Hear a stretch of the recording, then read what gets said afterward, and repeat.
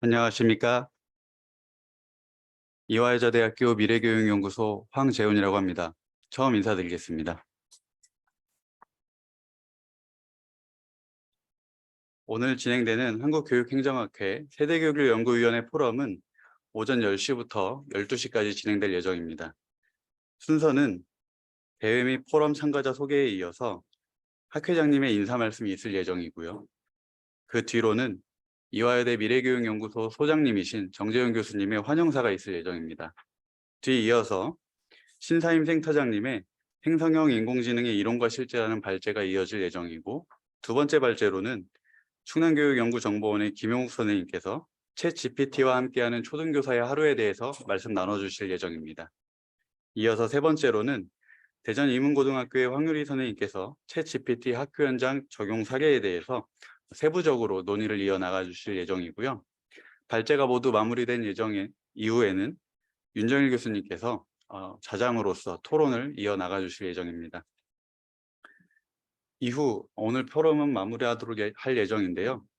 오늘 발제 진행하기에 앞서서 오늘 참여하시는 분들이 상당히 많은 것으로 확인이 됩니다. 혹시 상황이 괜찮으시다면 비디오를 켜시고 본인을 알아볼 수 있도록 해주시면 좋을 것 같고요. 네, 감사합니다. 네, 상황이 되시는 분들께서는 비디오를 켜시고 오늘 포럼에 참여해 주시면 대단히 감사하겠습니다. 네, 두 번째 순서로서 학회장님의 인사 말씀이 있으실 예정인데요. 아쉽게도 오늘 학회장님께서 개인 사정으로 인해 참여를 하지 못하셨습니다. 그래서 부득이 제가 대독하도록 하겠습니다.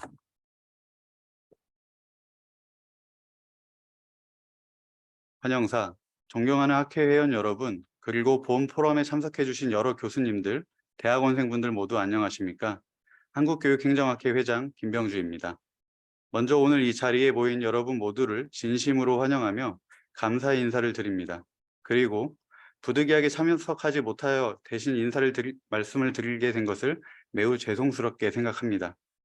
본 포럼의 주제인 챗 GPT 등 인공지능 기술의 교육적 활용 방안은 우리나라 교육계에서 현재 매우 중요한 이슈입니다. 교육의 현장에서 일어나는 다양한 문제와 과제들을 적극적으로 대처하기 위해서는 기존의 방식과 경험에만 의존하기보다는 새로운 기술과 방법을 도입하고 적극적으로 활용해야 합니다. 그 중에서도 인공지능 기술의 발전과 함께 챗봇 기술이 교육 분야에도 도입되면서 학교 내에서의 챗 GPT 등 인공지능 기술의 활용은 이목을 집중시키고 있습니다. 이는 교육 분야에서의 챗 GPT 등 인공지능 기술의 활용 방안에 대해 깊이 탐색하고 교육과 기술이 상호 보완적으로 발전할 수 있도록 우리 모두가 함께 노력해야 한다는 것을 보여줍니다. 따라서 이번 포럼을 통해 새로운 기술과 방법을 배우고 교육적으로 활용하는 방안에 대한 고찰과 논의를 하길 기원합니다. 또한 포럼을 통해 다양한 경험과 아이디어를 공유하고 서로의 관점을 확장시키며 새로운 통찰을 얻을 수 있는 기회가 되기를 기대합니다. 오늘 생성형 인공지능의 이론과 실제라는 주제로 발표를 해주실 한국전자기술연구원 신사임 인공지능연구센터장님, 챗 GPT 학교 현장 적용 사례를 각각 발표해 주실 충남교육연구원 김용욱 선생님과 대전 이문고등학교 황유리 선생님께 감사 말씀드립니다. 세대교육위원회를 더욱 빛나게 자기를 함께 해주시고 좌장을 맡아주실 윤정일 교수님께도 깊이 감사드립니다. 무엇보다 이 자기를 준비해 주신 이희숙 세대교육연구위원회 위원장님과 이화여대 미래교육연구소 정재영 교수님을 비롯한 연구 교수님들, 그리고 공동 주최자인 대구교육대학교 AI융합교육연구지원센터 배영권 센터장님께도 감사의 말씀을 드립니다.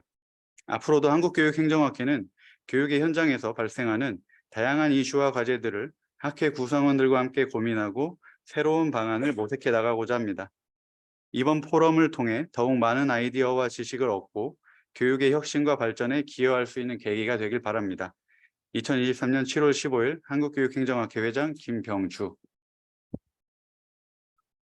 네, 이어서는 이화여대 미래교육연구소 소장님이신 정재훈 교수님께서 환영 말씀을 해주실 예정입니다.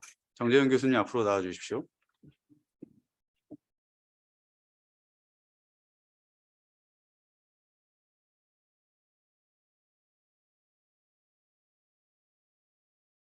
네, 안녕하십니까. 이화여대 미래교육연구소장 맡고 있는 정재영입니다. 반갑습니다.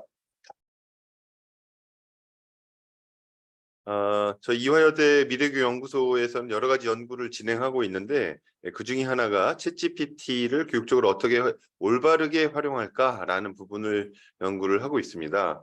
챗GPT의 등장은 정말 인류에 큰 영향을 미치는 기술이라고 저희는 생각하고 있고, 챗GPT를 포함한 생성형 인공지능 기술을 교육적으로 활용함으로써 우리가 생각하는 교육의 변화, 교육의 혁신에 도움이 되리라 이렇게 생각을 합니다. 현재 교육 체제의 가장 근본적인 문제를 우리가 지적하고 있는 평균 지향의 학교 교육, 이 문제를 해결하는데 우리 주체로 우리 현장의 선생님들이 주체가 되어야 된다라고 생각하고, 챗GPT나 이런 생성형 인공지능이 한 명 한 명 개별 학생들의 맞춤형 교육을 도와줄 수 있는, 또 선생님들의 이런 일들을 효율적으로 운영할 수 있도록 도와줄 수 있는 AI 보조교사의 역할을 해야 된다라고 생각을 합니다. 이런 중요한 역할을 함에 있어서 챗GPT가 갖고 있는 또 위험성, 또 학습의 저해 요인, 이런 것들도 있기 때문에 이런 부분을 잘 우리가 살피고 올바르게 사용하는 것이 중요하다라고 생각합니다. 오늘 저희 포럼에서 준비한 3가지 발표는 이런 측면에서 저희는 굉장히 의미가 있다라고 생각이 됩니다. 우리 신사임 센터장님은 챗GPT를 구성하고 있는 어떤 AI의 이론적 기반, 또 그 구조에 대해서 정말 초보자도 알기 쉽도록 아주 쉽게 설명해 주시리라 기대를 하고 있습니다. 이론적 내용을 바탕으로 학교 현장에서 초등학교 그리고 고등학교 수준에서 어떻게 이걸 활용할 수 있는가에 대한 구체적인 사례를 살펴봄으로써 이론과 실제에 대해서 함께 나눌 수 있는 중요한 자리가 되리라고 생각을 합니다. 오늘 이 자리를 만들어서 함께 운영하게 된 한국교육행정학회 김병주 회장님, 그리고 한국교육행정학회 세대교류연구위원회 위원장을 맡고 계시는 이희숙 교수님, 모두 감사를 드리고, 저희 이화여대 미래교육연구소와 공동 운영을 할 수 있도록 지원해 주시는 대구교대 AI융합교육연구지원센터 배영권 센터장님께도 감사의 말씀을 드립니다.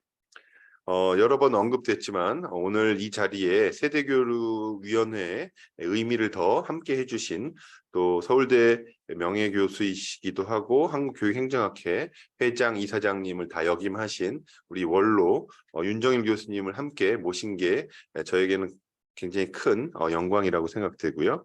또 오늘 발표를 맡아주신 3분, 신사임 센터장님, 김용욱 선생님, 황유리 선생님 함께 귀한 시간을 함께해서 너무 행복하다고 생각이 됩니다. 토요일 오전은 모두에게 소중한 시간인데 오늘 함께해 주시는, 줌으로 함께해 주시는 분들 모두 미래교육의 주인공이라고 생각합니다. 마치는 시간까지 많은 인사이트를 나눌 수 있는 좋은 자리가 됐으면 좋겠습니다. 감사합니다.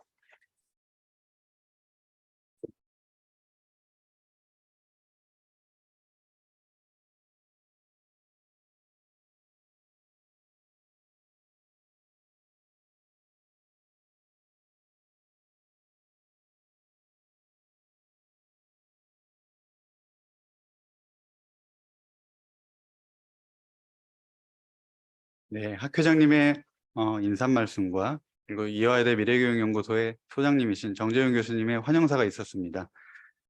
이어서 발제를 진행하도록 하겠습니다. 오늘 첫 번째 발제이죠. 한국전자기술연구원 인공지능연구센터 센터장님이신 신사임 센터장님을 앞으로 모시도록 하겠습니다.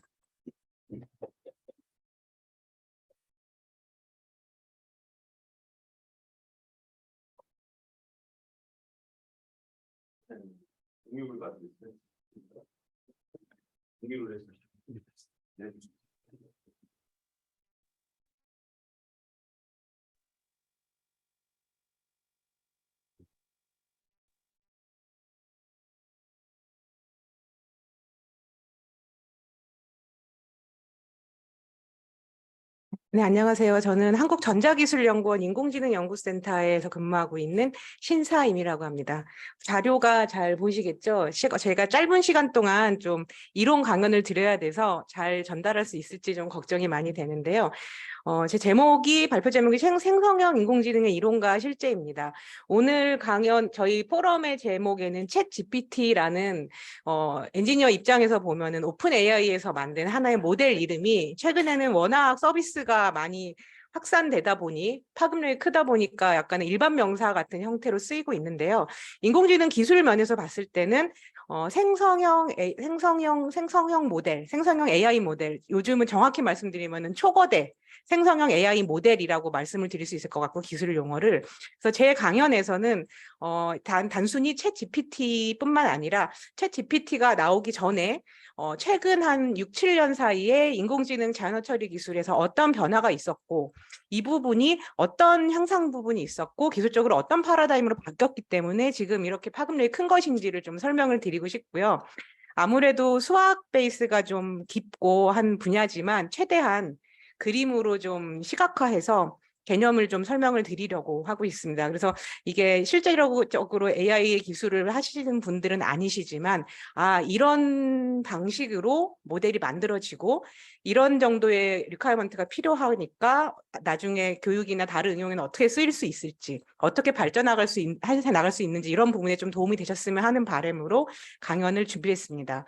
그래서 오늘 강연에서는 생성형 AI가 되게 다양한 분야에 쓰일 수 있지만, 저희는 저희 센터에서 하고 있는 분야 중 한 부분인 자연어 처리에 관련이 있는 생성형 AI 기술들이 어떻게 변해왔는지를 개념적으로 소개를 드리려고 합니다. 그러다 보니까 자연어 처리의 기술 이란서부터 시작을 해서 인공지능 기술 중심으로 해서 지금 현재 들어가 있는 챗GPT의 모델이 어떻게 구축됐는지를 간단히 설명을 드리는 시간일 것 같습니다. 여기서 범용 언어 모델이라고 제가 쓴 부분이 이런 초거대 모델, 거대 모델들을 합친 이런 파라다임으로 만들어진 인공지능 기술들을 좀 범용 언어 모델이라 얘기를 하고 있고요. 그래서 제 자료는 좀 기술 용어 중심으로 되어 있기 때문에 양해를 좀 부탁드립니다. 먼저 자연어 처리 기술에 대해서 간단히 설명을 드리겠습니다. 자연어 처리라는 말에 대해서 아마 문과 쪽 분들은 조금 익숙하지 않으실 수 있을 것 같아요. 자연어라는 말이 저희 컴퓨터공학 쪽에서는 기존의 랭귀지라는 개념이 이제 프로그래밍 언어의 개념으로 쓰였기 때문에 자연 발생적으로 인간들이 사용하고 있는 언어들을 자연어라고 기술어를 정의를 해서 사용을 하고 있습니다. 그러다 보니까 내추럴 랭귀지 프로세싱이란 것은 컴퓨터 과학에서 인간의 언어를 처리할 수 있도록 만드는 학문과 기술 분야입니다. 이 기술을 만드는 부분이 굉장히 50년도 넘게, 60년도 넘게 오랫동안 연구가 되어 있지만 기술의 진보가 굉장히 늦었었는데요. 사실 사람의 말을 이해한다는 것이 자료에 나와 있는 것처럼 시간 순으로 이어지는 말에서 어떤 게 중요하고 이런 표현을 어떻게 표현했으며 이런 의미를 다 캐치를 해야 되기 때문에 굉장히 어렵습니다. 네, 그래서 이런 대화 처리들은 기술적으로 발전이 굉장히 힘든 상황이었는데요. 최근에, 그러니까 여러분들이 많이 아시는 알파고 사태 이후로도 사실 그 전에서 계속 연구를 했었지만 딥러닝 기술이 적용되면서 사실은 성능이 많이 올라갔고 실제 서비스에도 많이 쓰이기 시작한 거는 사실입니다. 하지만 이런 어려움들이 많은 부분을 좀 설명을 드리려고 제가 이 장표를 가지고 왔는데요. 이거는 이제 언어학적인 관점으로 본 이 언어 처리의 복잡도를 표시를 하고 있습니다. 그림을 설명을 드리면 이 X축에 나와 있는 부분에 보면 이제 제가 링귀스틱스에서 나오는 이제 그런 학술적인 의미로 언어를 분석하는 페이지를 좀 적어봤습니다. 그래서 음운 자체, 음성을 분석하는 부분을 포널러지 의문론이라고 하고요. 그 다음에 형태적인 분석, 형태소 분석이라고 생각되는 부분을 형태론, 그 다음에 구문 분석, 그 다음에 구문을, 여기까지가 이제 그래머티컬 분석이고, 이게 더 들어가게 되면은 시멘틱스를 분석하는 의미론, 그 다음에 대화나 생략이 많은 이런 구어체를 분석을 할 때는 디스코스나 리즈닝 같은 화용이나 추론 같은 부분도 언어학 쪽에서 연구를 하고 있는 걸로 알고 있고요. 이것들을 예전에 이제 90년대의 언어 처리까지는 이 언어학에 기반한 연구가 주로 됐었죠. 그러다 보니까 언어를 전체적으로 처리를 하기 위해서 지금 그림을 좀 설명을 드리면 여러분들이 많이 보시는 AI 스피커가 언어를 처리하는 프로세스입니다. 먼저 이 발화를 음성 신호를 텍스트로 바꿔주는 음성 인식이 필요하고요. 이것들을 어떤 게 명사고, 어떤 게 조사고, 어떤 게 주격 조사고 이렇게 형태소로 분석하는 부분이 필요하고요. 이렇게 분석이 되면 문장에서 주어가 뭐고 목적어가 뭐고 용언이 뭔지 하는 구문 분석하는 부분이 필요하고요. 이런 걸 통해서 실제로 이제 주체가 뭐고 객체가 뭐고 어떤 것들을 처리하고 있는지 시멘틱 룰을 분석을 하고 이렇게 처리가 기본적인 자연어 처리가 끝나게 되면 감성도 나오고 의도도 나오고 다양한 프로세스를 하게 되고요. 그 어플리케이션에 맞춰서 여기까지 하게 되면 전체적으로 이해 단계, 언더스탠딩 단계가 끝난 겁니다. 그 다음에 제너레이션, 생성을 하기 위해서는 반대의 프로세스를 거쳐서 다시 생성을 하죠. 하다 보니까 우리가 쉽게 만날 수 있는 AI 스피커 같은 경우에는 지금 설명드린 이 일련의 과정이 다 끝나야지 안녕하세요 얘기를 했을 때 안녕하세요라고 발화를 할 수 있습니다. 예전에 90년대 2000년 초반만 해도 여기 있는 각각의 네모칸의 모듈들을 위한 딥러닝 엔진들을 다 만들어야 했고요. 그 다음에 음성을 인식을 위한 학습 데이터, 형태소 분석, 구문 분석을 위한 학습 데이터들을 많이 만들어서 여러 개의 엔진들이 같이 동시에 실시간으로 구동이 되어야 된다는 어려움이 있었습니다. 네, 그래서 이렇게 처리를 하는 당시에 2000년대 초반 알파고가 득세하던 시절만 해도 딥러닝 알고리즘이 사실은 인공지능의 지도학습 알고리즘의 최근에 가장 높은 성능을 보이고 있죠. 2000년대 초반 이후로 알파고 때문에 전 국민이 알게 되었긴 했지만 그때만 해도 자연어 처리 엔진에서는 리커런트 뉴럴 네트워크 계열의 엔진들이 성능이 좋았습니다. 리커런트 뉴럴 네트워크는 말 그대로 말씀을 드리면 이전의 컨텍스트에 나와 있는 단어의 패턴들을 분석을 해서 다음의 단어를 결정하는 방식입니다. 이것들이 뭐 지금 수식을 나오는 걸 제가 확률적으로 좀 바꿨는데요.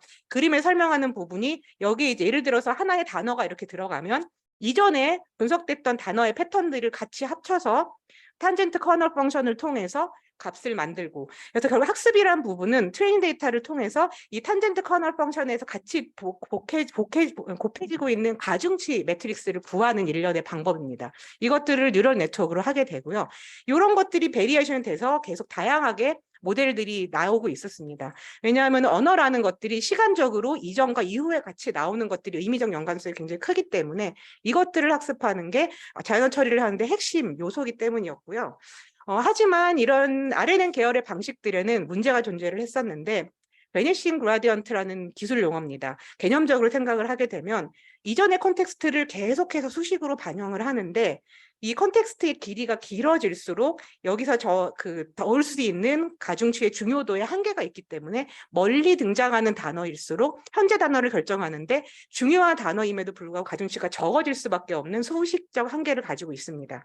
그래서 이런 것들을 극복하기 위해서 2017년에 구글에서 캐나다랑 같이 만든 몬트리올대가 같이 만든 부분이 이제 트랜스포머와 어텐션이라는 알고리즘이고요. 뭐 굉장히 복잡하게 설명이 나와 있는데 제가 이 부분은 생성 모델의 개념을 설명하기 위해서 그림을 좀 넣었습니다. 설명을 드리면 오늘은 자연어 처리 기반으로 생성 모델을 설명을 하기 때문에 여기서 설명드리는 거는 대화 모델을 학습했을 때 입력과 출력이 나오는 모델 형태로 구조를 간략히 그려봤습니다. 예를 들어서 입력으로 AI 스피커에 안녕하세요 라고 주게 되면 대화 모델은 무언가 학습을 해서 네, 안녕하세요 반갑습니다 라는 답변을 주게 되는 방식이고요. 이거를 위한 모델이고 여기 뭐 네모칸으로 그려준 부분을 하나의 딥러닝 모듈이라고 생각을 하시면 돼요. 아까 보여드렸던 그리고 여기에 이렇게 조그만 네모로 들어있는 부분은 이 단어가 입력이 들어간 부분을 형태소 분석을 하거나 단어 단위로 토큰 단위로 잘라서 이것들을 의미 벡터한 벡터 특정 차원의 벡터라고 생각을 하시면 되고요. 결국에는 입력된 단어를 수학적인 도메인의 벡터로 바꿔서 이것들을 가지고 아까 같이 딥러닝으로 학습을 해서 패턴을 만든 다음에 이것들을 뭔가 발화를 만들어내는 이 대화 모델이 됩니다. 이 대화 모델에서 가장 유명하게 쓰이고 있는 모델이 시퀀스 투 시퀀스 모델이고요. 이 모델의 개념은 보시면 큰 구조가 입력된 문장을 이해해서 이 시멘틱 벡터를 추출하는 인코더가 존재를 하고요.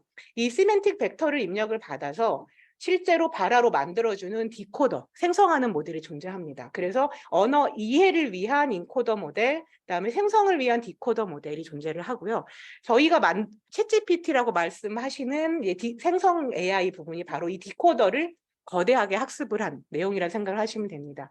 그래서 이런 식으로 입력을 이해를 해서 출력을 적절하게 만들기 때문에 인코더와 디코더가 가지고 있는 구조를 우리가 학습을 할 수 있는 모델을 고안을 한 거고요. 그다음에 이 부분에 어텐션이라는 또 딥러닝 모델을 추가를 합니다. 이 부분의 개념은 뭐냐면 아까 나왔던 것처럼 멀리 있지만 이 단어의 결정에 중요한 영향을 끼치는 단어들을 놓치고 싶지 않기 때문에 전체 이 트레인 데이터에 나오는 어휘들과 이 지금 존재하는 어휘들 간의 그 의미적 확률적 연관성을 트레이닝하면서 계속 학습을 하게 돼요. 그래서 아무리 멀리 있어도 어떤 입력이 들어왔을 때 3단계의 단어가 등장한다. 그러면은 3단계의 어휘에 대한 의미적 연관성을 이 학습 과정에 추가를 하는 게 됩니다. 그렇게 되니까 콘텍스트가 뒤에 나오거나 앞에 많이 나왔어도 어휘적으로 연관이 있으면 디코더나 인코더 상에서 중요한 위치를 차지하는 벡터로 등장을 하게 되는 거죠. 이런 구조가 트랜스포머 구조고요. 이 인코더와 디코더 레이어의 이런 딥러닝 피드포워드 뉴럴 네트워크 레이어와 인코더 레이어를 가지고 있는 부분이 하나의 여기서 제가 그림으로 표현되는 레이어 부분이고요. 결국에는 인코더와 디코더의 이 개념들을 굉장히 높이 깊게 쌓아서 학습을 하는 부분이 이제 이런 트랜스포머 모델입니다. 지금 여러분들이 보고 계신 챗GPT의 기반이 되는 모델이고요. 이 인코더와 디코더 사이에도 의미적 연관성을 학습을 하는 모듈이 존재를 하고, 그렇기 때문에 개념적으로 앞서 보시던 RLM보다는 연산량과 필요한 메모리 양이 굉장히 커질 수밖에 없죠. 많은 비용이 들고요. 많은 데이터를 넣게 되는 상황입니다. 이런 트랜스포머 모델을 아까처럼 트레이닝 데이터를 활용을 해서 이제 대화나 번역에 활용하고 있었는데 자연어 처리에서 2017년, 18년 때 되면서 셀프 슈퍼바이즈드 러닝이라는 개념이 발표가 됩니다. 이 부분은 아까 설명드렸던 트랜스포머 모델을 이전에 사전 학습을 해서 어떤 특정한 게 아니라 범용적인 데이터를 통해서 범용적인 시멘틱을 대량으로 학습을 해놓고요. 이것들을 아까처럼 대화면 대화, 번역이면 번역, 내가 하고 싶은 태스크에 파인 튜닝으로 탁 튜닝을 시켜서 활용을 하게 되면 기존의 슈퍼바이즈드 러닝 개념보다 범용 시멘틱이 들어가면서 훨씬 더 높은 성능을 다 올리는 상황이 된 거죠. 그래서 이런 부분이 비전이나 자연어 처리 쪽에서 활용이 되면서, 근데 문제는 이제 이런 태스크를 활용하기 위한 프리트레인드 모델은 비교적 저비용에 구하기 쉬운 데이터를 활용을 하게 됩니다. 그래서 뒤에서 설명을 드리기 위해서 좀 설명을 드리면, 이렇게 해서 트랜스포머 모델로 이제 사전학습을 해놓는 부분을 지금 프록시 모델, 사전학습 모델, 그리고 이 사전학습을 모델을 위한 태스크를 프록시 태스크라고 정의를 할 거고, 뒤에서 설명을 드릴게요. 그리고 내가 대화면 대화, 번역이면 번역, 특정 서비스에 활용할 수 있는 부분을 이제 다운스트림 태스크, 진짜 필요한 태스크, 그리고 이것들을 위한 파인 튜닝이라고 얘기를 하게 됩니다. 네. 그래서 이런 개념을 가지고 결국에는 앞에서 설명드린 이 사전학습 모델을 얼마나 대형화해서 사용했느냐에 따라서 모델들이 계속 발표가 되면서 흔히 말하는 인공지능 소타라고 하죠. 스테이트 오브 디 아트, 1등을 찍는 것들이 계속 굉장히 빠른 속도로 바뀌는 일이 2018년서부터 일어나게 되었고요. 자연어 처리에서. 그래서 앞서 설명드린 기본적인 트랜스포머 모델이 의무로 발표된 게 2017년이었고요.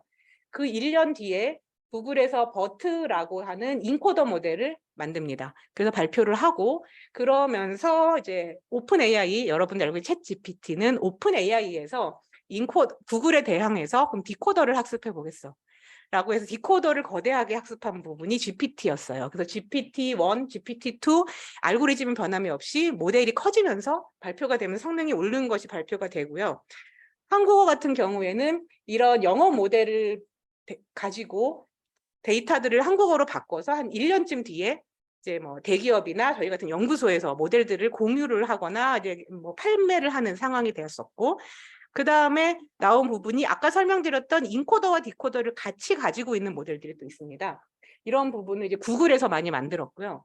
이게 되면 사실은 구글은 알고리즘을 계속 어드밴스드하는 방향이었으면 오픈 AI는 같은 GPT 알고리즘을 거대화하는 방향으로 자리를 잡습니다. 그래서 여러분들이 알고 계시는 그 생성 AI라고 지금 챗GPT라고 나와 있는 부분은 결국엔 저 딥러닝 모델의 파라미터가 1빌리언 이상이 되는 모델들을 만들어서 오픈 AI가 성능을 공개를 하기 시작하죠. 그래서 오픈 AI에서 하고 싶었던 부분은 인코더는 이해를 위한 모델이고 디코더는 생성을 위한 모델이지만 생성기가 굉장히 커지면 인코더가 필요 없어 라는 이론을 처음에 검증을 하고 싶었었던 거예요. 그래갖고 엄청 크게 디코더를 만들어서 이제 만드는데 이런 부분이 되면서 여러 가지 그 어드밴스드된 모델이나 이런 부분이 좀 학습 파라미터가 변화가 되게 되고요.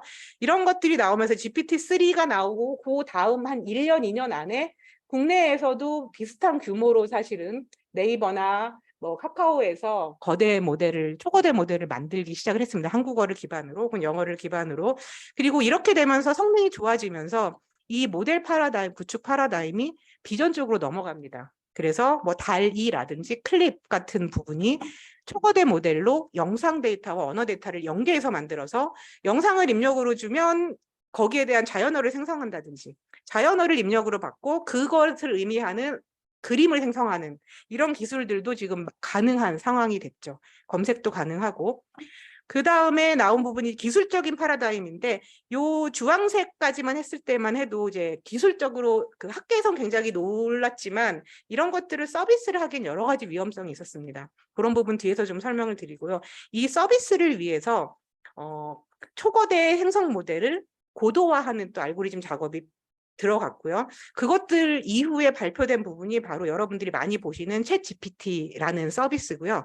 이 모델은 그래서 GPT 3.5라고 기술적으로 부르고 있어요. 알고리즘은 변하지 않았지만 이 거대 모델을 프롬프트 러닝이 가능하도록 파인 튜닝을 해서 발표한 어떤 모델이기 때문에 그리고 지금 현재는 이제 이런 모델들이 초고도화된 파인 튜닝된 언어 생성 모델들이 역시 멀티모달로 넘어가서 비전 쪽으로도 거대화되고 있는 상황입니다. 그래서 이 그림이 최근 한 7년 정도 이 생성 AI, 범용 언어 모델이 어떤 식으로 발전됐고 했는지를 아주 큰 그림만 보여드리는 부분이고요. 이제 여기서 대표적인 모델들에 대해서 좀 설명을 드리려고 합니다. 그림에 나왔던 이해 모델의 가장 대표적인 버트라는 모델이고요.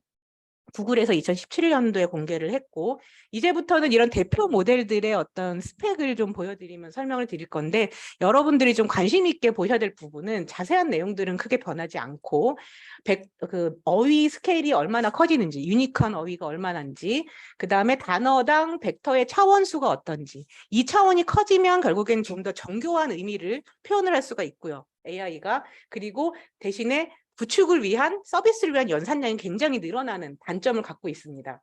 네, 그래서 여기 그림으로 나타나는데 보시면은 아까 설명드린 인코더 레이어, 그러니까 피드포워드 뉴럴 네트워크 2 레이어를 포함하고 어텐션 모듈을 갖고 있는 인코더 레이어를 24레벨을 쌓아서 학습을 시킨 인코더 트랜스포머가 바로 버트입니다.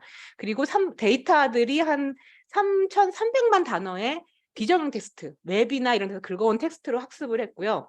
그리고 거기에는 유니크한 어휘가 한 3만 개 정도 들어가 있고 그다음에 아까 제가 설명드렸죠. 프록시 태스크에 대해서 말씀을 드릴 거라고. 프록시 태스크는 실제로 존재하는 태스크는 아니지만 사전 학습의 학습을 위해서 왜냐하면 우리가 학습이라는 부분은 레이블링된 데이터가 필요한데 비정형 데이터로 학습을 해야 되기 때문에 가짜 태스크를 정의를 해서 이걸 만들게 돼요. 가짜 태스크는 뭐냐면 밑에 보시면은 이제 일정한 길이의 문장이 들어가 있고 이 문장 안에 일정 비율 한 15% 정도의 단어들을 매스킹을 합니다. 보이지 않게 모르는 거죠. 그래서 딥러닝에 입력으로 넣어주고요. 이 모델에 학습하는 거는 이 가려진 단어가 과연 무엇일지를 맞출 수 있도록 딥러닝을 학습합니다. 왜냐하면 비정 데이터에는 다 데이터가 단어가 나와 있기 때문에 그 단어를 맞추는 방식으로 학습을 하게 되면 이 거대한 딥러닝 모델이 각각 단어들 사이에 시멘틱한 릴레이션들을 은연중에 품게 돼요. 그러다 보니까 범용적인 시멘틱 릴레이션들을 가지고 있게 되고요. 그래서 프록시 태스크를 가지고 주변 단어를 이용을 해서 이 중간에 모르는 단어를 맞추는 방법으로 굉장히 깊은 학습을 하게 되고 그래서 약간 처음에 발표됐을 때는 3억 4천만 개 정도의 파라미터를 포함하고 있는 인코더 모델이 공개가 됩니다. 네, 이런 걸로 그럼 무엇을 할 수 있었느냐? 오른쪽에 보이는 부분이 설명드리고 싶은데요. 발췌식 QA라고 보시면 돼요. 그래서 아마 요 당시에 뉴스 기사에 좀 나왔었어요. 뭐 수능 문제를 푼다든지, 뭐 토익 문제를 푼다든지, AI가 뭐 사람의 수준을 능가했다라고는 나온 부분이 바로 이 기술입니다. MRC라고 해서 결국에는 질문이 이렇게 자연어로 주어지면 이 질문의 답을 요 입력 텍스트에서 찾아내는 거예요. 찾아내는데 이 인코더가 어떻게 찾느냐라고 하면 이 쿼리 질문을 벡터로 만들어요. 인코더를 가지고. 그래서 그 벡터 지리와 이 문장에 나오는 것들을 문장 단위로, 단락 단위로 역시 벡터로 만들어서 의미적 연관성이 가장 큰 문장을 찾아내는 일을 먼저 하고요. 그거를 찾은 다음에 이 문장 안에서 의미적 연관성을 가장 크게 만드는 세그먼트를 잘라내는 일을 합니다. 그렇게 돼서 답을 찾아오는 거예요. 그래서 이 파라다임 보시면 알겠지만 지금은 디코더가 붙어 있지 않기 때문에 생성을 할 수가 없어서 발췌만 가능해요. 그래서 이 문장에 있는 것들을 가지고 새로운 문장을 만드는 생성은 불가능했고 이때만 해도 정답이 있으면 찾아내는 거는 사람보다 훨씬 잘하는 상황이었죠. 네.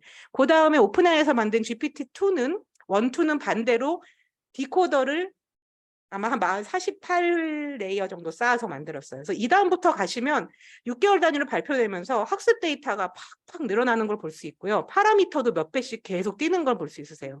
그러다 데이터가 커지니까 어휘수도 커지고요. 그리고 조금 더 정확한 성능을 위해서 단어당 벡터도 약간씩 커집니다. 그리고 이 디코더의 프록시 태스크는 뭐냐면 다음 단어 예측에 중요한 두 번 단어를 인식하는 부분입니다. 그래서 예를 들어서 여기까지 생성했으면 다음에 세 번째 단어는 뭐가 올지를 학습을 하는 단어이고요. 이렇게 생성을 해서 만들기 시작을 하면서 지금 현재 여러분들이 보시는 프롬프트 개념의 작업들이 가능하게 돼요. 그래서 여기 빨간색으로 입력을 준 부분을 가지고 특허 명세서를 GPT-2가 쓴 예입니다.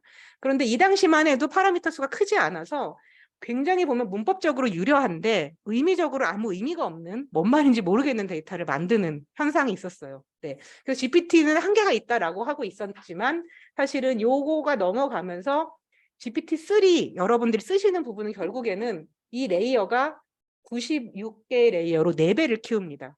그리고 단어당 벡터가 거의 10배가 커졌죠.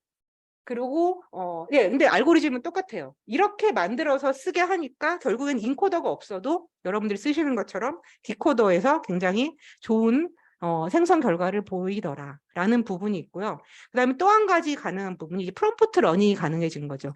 결국에는 파인 튜닝 단계를 없애서 이 사전학습물 자체가 굉장히 많고 다양한 시멘틱들을 가지고 있기 때문에 그냥 뭐 논문 형식으로 써줘라고 논문이 뭔지를 알게 되는 거예요. 논문 형식으로 데이터가 많이 들어가 있어서 그런 작업이 가능해서 이제 몇 개의 샘플만 주면 내가 트레이닝을 안 시켜도 답을 주는 이런 상황이 가능하게 된 거고요. 여러분들이 직접 사용하고 계시는 챗 GPT 같은 경우에는 이 GPT-3의 방식을 약간 더 파인튜닝 됩니다. 아까 같은 프롬프트를 더 다양하게 줄 수 있도록 이 거대 모델 자체를 다시 한번 학습을 시키는 건데요. 방식이 뭐냐 하면 사람들이 여러 가지 질문할 만한 프롬프트를 주고 거기에 대한 답을 만든 그런 트레인 데이터로 이 GPT-3를 넣어서 이제 슈퍼바이즈드 파인튜닝을 시키고 그다음에 또 이렇게 슈퍼바이즈드 파인튜닝된 모델로 한 5개 정도의 그 생성 결과를 받아서 사람이 순위를 정해요. 얘가 1등, 2등, 3등 그 순위를 가지고 강화학습을 해서 높은 순위의 답이 나올 수 있도록 모델을 파인튜닝 시키고 이런 식으로 강화학습과 슈퍼바이징 모델로 이 큰 모델 자체를 사전학습물 자체를 다시 학습을 시켜서 위험한 답변이 나오지 않고 로버스트하게 잘 나올 수 있도록 만든 부분이 바로 챗 GPT의 형태라고 보시면 돼요. 네. 그래서 나온 부분을 제가 이 성능 부분을 보시면 Y축 좌표가 논문상으로 발표된 부분인데 이게 발화 만족도입니다. 발화 만족도가 기존에 있었던 것들보다 훨씬 높아지는 부분을 볼 수 있고요. 7점이 만점이니까 5점 이상이면 상당히 굉장히 기계가 할 때 높은 거고 그다음에 또 놀라웠던 부분은 여기 빨간색이 지금 챗GPT가 만들어낸 발화의 링커트스 만족도예요. 그리고 여기 오른쪽에 있는 2개의 데이터는 뭐냐면요. 인공지능을 학습시키기 위해서 사람이 만든 발화 데이터의 만족도예요. 놀라운 건 웬만한 사람들이 만든 데이터 만족도보다 챗GPT가 만든 데이터 만족도가 훨씬 높아진 게 지금의 현실입니다. 네, 그래서 이런 부분까지 와서 이제 챗GPT 설명을 좀 드린 거고요. 전체적으로 모델들이 결국엔 고도화되는 부분이 돈이 들어가고 데이터가 많이 들어가는 상황이에요. 그래서 2019년서부터 발표되면서 점점 커져서 2021년까지는 저희가 좀 연구소에서 좀 따라가는 상황이었지만 2022년이 되면서 아까 GPT-3가 되면서는 저희가 이제 거의 대기업 중심으로 돌아가고 있고요. 그리고 영어 같은 경우랑도 또 갭이 많이 커졌죠. 우리나라 국내 대기업은 수십 빌리언 규모이지만 영어는 지금 수백 빌리언 규모를 넘어가고 있어서 지금 현재 올해 일어나는 현상은 여기에 갭을 줄이기 위한 노력들을 대기업들이 많이 하고 있습니다. 돈을 투자하고 인력을 투자하는 상황인 거죠. 네. 그리고 마지막 페이지인데 시간이 좀 지난 것 같아 죄송합니다. 이런 것들이 어떻게 활용되고 있는지를 좀 보여드리고 싶었고요. 이 부분은 아이고 제가 동영상인데 동영상이 플레이가 이거 PDF군요. 네. 동영상 그러면 제 말로만 설명을 드리면 아메카라는 영국 그 로봇에서 만든 로봇이에요. 이 로봇이 어떤 로봇이냐면 실제로 동영상을 찾으면 되게 재밌는데 말을 하면서 표정을 사람처럼 지어요. 찡비리기도 하고 감정에 맞춰서 눈도 깜빡거리고 놀랄 때도 눈도 커지고 이런 것들을 굉장히 사람처럼 리얼하게 그쪽에 포커싱이 된 AI였는데 말을 하지 못했거든요. 근데 챗 GPT가 붙으면서 굉장히 유려하게 사람이랑 디스커션을 하는 이런 동영상이고요. 그래서 앞으로 뭐 사이보그나 이런 어떤 튜터링 같은 전문 영역에서도 사실은 챗GPT를 활용한 이런 그 서비스 로봇이 가능할 거다. 단순 반복이 아닌 이런 부분이고 그다음에 국내 대기업에서도 API 서비스를 많이 하고 있습니다. 그래서 대화 SKT에서 하고 있는 대화 모델이고요. 그다음에 KT 같은 경우에는 지니랩스라는 API를 공개를 했습니다. 쓰시는 분들도 계시겠지만 다양한 형태로 KT의 마음이라는 초거대 모델을 가지고 한국어에 특화된 서비스들을 제공을 하고 있어요. 그래서 이런 것들을 사용을 하시면 이제 업무에도 활용이 좋을 것 같고요. 가장 큰 이득을 보는 부분이 이제 리튼이라는 스타트업인데요. 이 부분 혹시 쓰시는 분들 있을지 모르겠어요. 요즘 되게 각광을 받고 있긴 한데 이렇게 모든 다양한 뭐 레포트서부터 이력서 뭐 어떤 거 뭐 광고 모드 뭐 쓰기 뭐 해갖고 이제 다양한 버전으로 프롬프트를 타겟팅해서 만들어 놓고 여기서도 실제로는 챗GPT를 포함한 다양한 거대 모델들을 선택해서 퀄리티도 선택을 해서 자기가 레포트를 뽑아갈 수 있는 생성형 자연어 서비스를 진행을 하고 있습니다. 그래서 제가 좀 내용 오버가 되긴 했는데 시간이 여러분들이 좀 궁금해하실까 해서 생성형 모델에 대한 어떤 기술 흐름과 이것들의 현재 어떻게 서비스에 이용되고 있는 방향성에 대해서 좀 간단히 설명을 드렸습니다. 네, 긴 시간 들어주셔서 감사합니다.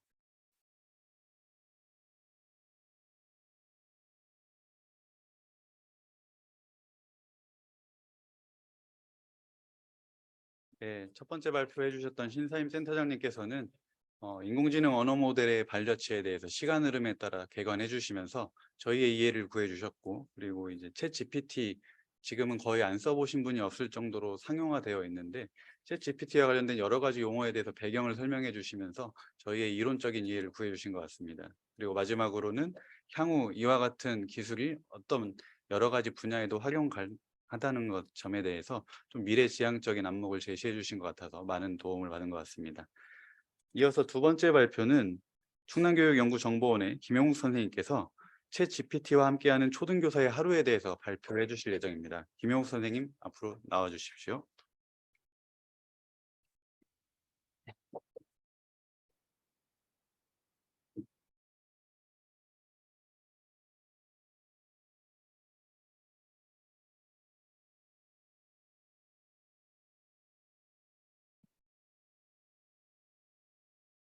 네, 안녕하세요.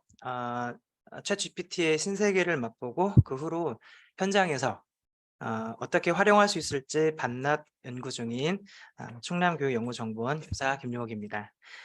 저는 올해 경력 19년 차 초등교사이고 작년까지 충남 금산에서 아이들을 가르치고 올해는 학습 연구년제로 네, 연구하고 있습니다. 이렇게 만나뵙게 되어서 반갑습니다. 그럼 챗 GPT와 함께하는 초등교사의 하루 들어가 볼까요? 네. 우리나라 선생님들은 네, 바쁘십니다. 네, 그것도 너무 바쁘시죠.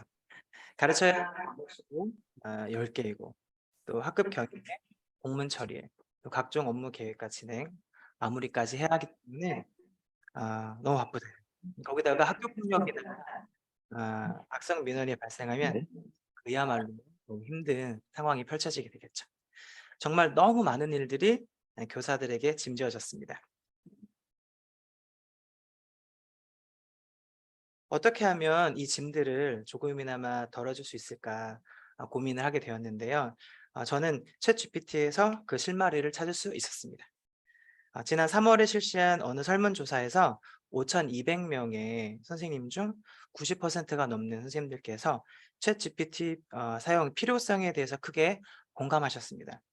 그럼 교사들의 하루에 어떻게 이 챗 GPT가 쓰일 수 있는지 가상으로 꾸며본 초등학교 교사의 하루를 한번 들여다보도록 할까요? 그럼 출발. 네. 4학년 1반 용쌤의 하루에 당신을 초대합니다. 오늘 같이 하루를 돌아볼 선생님은 4학년 1반 담임 선생님 용쌤이십니다.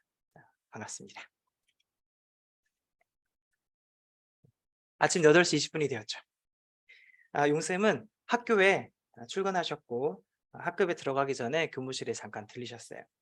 마침 먼저 와 계신 교무 선생님이 계셔서 인사를 건넵니다. 교무 선생님, 좋은 아침입니다. 커피 한잔 하시죠. 그런데 교무 선생님은 바쁘신지 문을 열고 나가시면서 많이 바쁘시겠지만 오늘 오전까지 체육대회 안내장하고 학생 동아리 운영 계획서 꼭 제출해 주세요. 라고 말씀하시고는 사라지십니다. 네, 용쌤도 이제 학급으로 들어가야겠죠?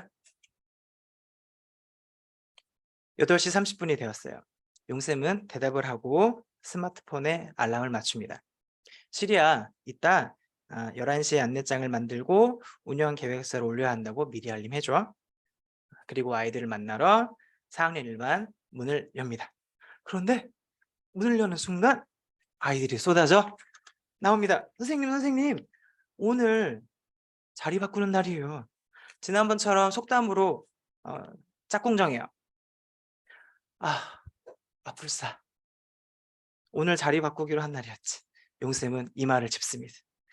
우리 반은 30명이니까 속담 15개가 필요한데 언제 찾는다? 그래. 우리의 챗GPT가 있지. 얘들아, 자리에 앉아서 10분만 기다려줄 수 있겠니? 선생님이 곧 만들어서 같이 속담 뽑기로 자리를 정해보자꾸나. 용쌤은 얼른 컴퓨터를 켜고 GPT-군에게 프롬프팅을 합니다. 나는 초등학교 선생님이야. 아이들은 30명이고 짝꿍을 정하려고 해. 한국 속담을 이용해서 짝꿍을 만들려고 하는데 예를 들면 발 없는 말이 천리 간다라는 속담에서 A가 발 없는 말이를 뽑고 천리 간다라는 뒷부분을 B가 뽑으면 둘은 속담의 짝이기 때문에 둘은 짝꿍이 돼. 사용할 만한 한국 속담을 15개 뽑아줘. 그랬더니 속담 15개를 순식간에 뽑아줍니다. 그리고 바로 프린트할 수 있도록 표로 만들어 달라고 하니 이렇게 표로도 만들어줍니다. 용쌤은 그대로 뽑아서 가위로 잘라서 제비뽑기 자료로 만들고 짝꿍을 새롭게 정해주었습니다. 9시 1교시 종이 울렸어요. 1교시는 도덕 시간입니다. 오늘 도덕 시간은 좀 어려워요. 왜냐하면 이산가족의 아픔을 나누는 시간이기 때문이죠. 영상을 틀어줄까 하다가 용쌤은 쇼맨십을 발휘하기로 했습니다. 그래서 남측에서 붙이지 못한 편지를 읽어주면 아이들이 이산가족의 아픔을 더 느낄 수 있지 않을까? 이런 생각을 했습니다. 그래서 용쌤은 분위기를 잡고 이야기를 하죠. 엊그제 선생님이 이산가족이신 할아버지의 편지를 읽어보게 되었는데 내용이 아니다. 너무 슬퍼서 못 읽겠어. 그랬더니 아이들은 아우성이야. 선생님 읽어주세요. 용쌤은 속으로 말합니다. 걸려들었어. 용쌤은 남측의 형이 북측의 동생에게 보내는 편지를 만들고자 했습니다. 어렸을 때 감나무에서 감을 따려고 돌을 던지다가 동생 머리에 맞아서 동생을 다치게 한 사건을 꾸며서 넣어달라고 구체적인 예시를 하나 요청합니다. 프롬프트는 다음과 같죠. 그랬더니 이렇게 사랑하는 동생에게 붙이는 이산가족 할아버지 편지를 즉석에서 써줍니다.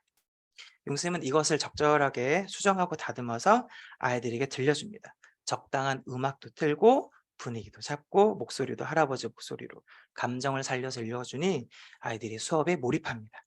이렇게 해서 이산가족의 아픔을 조금이라도 느껴보는 수업을 성공적으로 마무리하였습니다.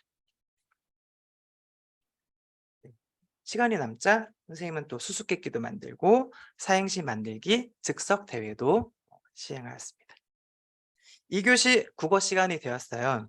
2교시 국어 시간은 수업 목표가 내가 만드는 이야기에서 이야기를 읽고 그 뒷부분을 상상해서 꾸며보는 활동이에요. 네. 초록 고양이라는 이제 지문이 나오는데 다 같이 윤독을 하고 미리 깔아둔 Talk to ChatGPT라는 확장 프로그램을 작동시킵니다. 이 프로그램은 챗GPT에게 STT 기능과 TTS 기능을 달아주는 구글 확장 프로그램입니다. 즉 말할 수 있는 입과 들을 수 있는 귀를 달아주는 것이죠. 자, 얘들아, 연극 기법 중에 핫시팅 기법이라는 것이 있어요. 주인공을 여기 가운데 의자에 앉히고 궁금했던 것을 물어보는 연극 기법이에요. 오늘은 엄마를 데리고 간 초록 고양이를 한번 이 의자에 앉혀보도록 할 거예요. 그랬더니 아이들이 난리가 났어요. 선생님, 초록 고양이 누가 하나요? 오늘 초록 고양이는 GPT 군께서 해줄 겁니다. 자, 그럼 어떤 질문을 할까? 아이들은 이제 한 가지씩 질문을 하죠. 네, 자기소개해줘. 또 왜 엄마와 꽃다미를 데려갔어? 알겠습니다. 네. 제가 초록 고양이 다음 이야기를 꾸며볼래? 마지막엔 이렇게 바꿔줘. 이런 질문들을 아이들로부터 먼저 받고 실제로 교사가 앞에 이제 전자칠판에서 물어봅니다. 지금 나오는 영상은 실제로 제가 구동시켜 본 영상입니다. 간단히 한번 살펴보시겠습니다. 의 역할을 맡아 인터뷰에 응하겠습니다. 어떤 질문을 하고 싶으신가요? 먼저 자기소개를 좀 해줘.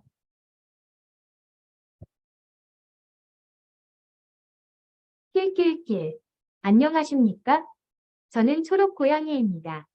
저는 푸른 숲속에서 살고 있으며 빨간 우산과 노란 장화가 제 상징인데요. 꽃다미의 엄마를 돌려보내준 것이 아직도 기억에 생생하네요.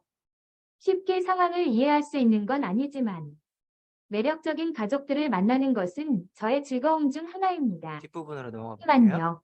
아이를 찾으려면 또 다른 시험을 통과하셔야 해요. 엄마는 노란색 고양이를 노려봤어요.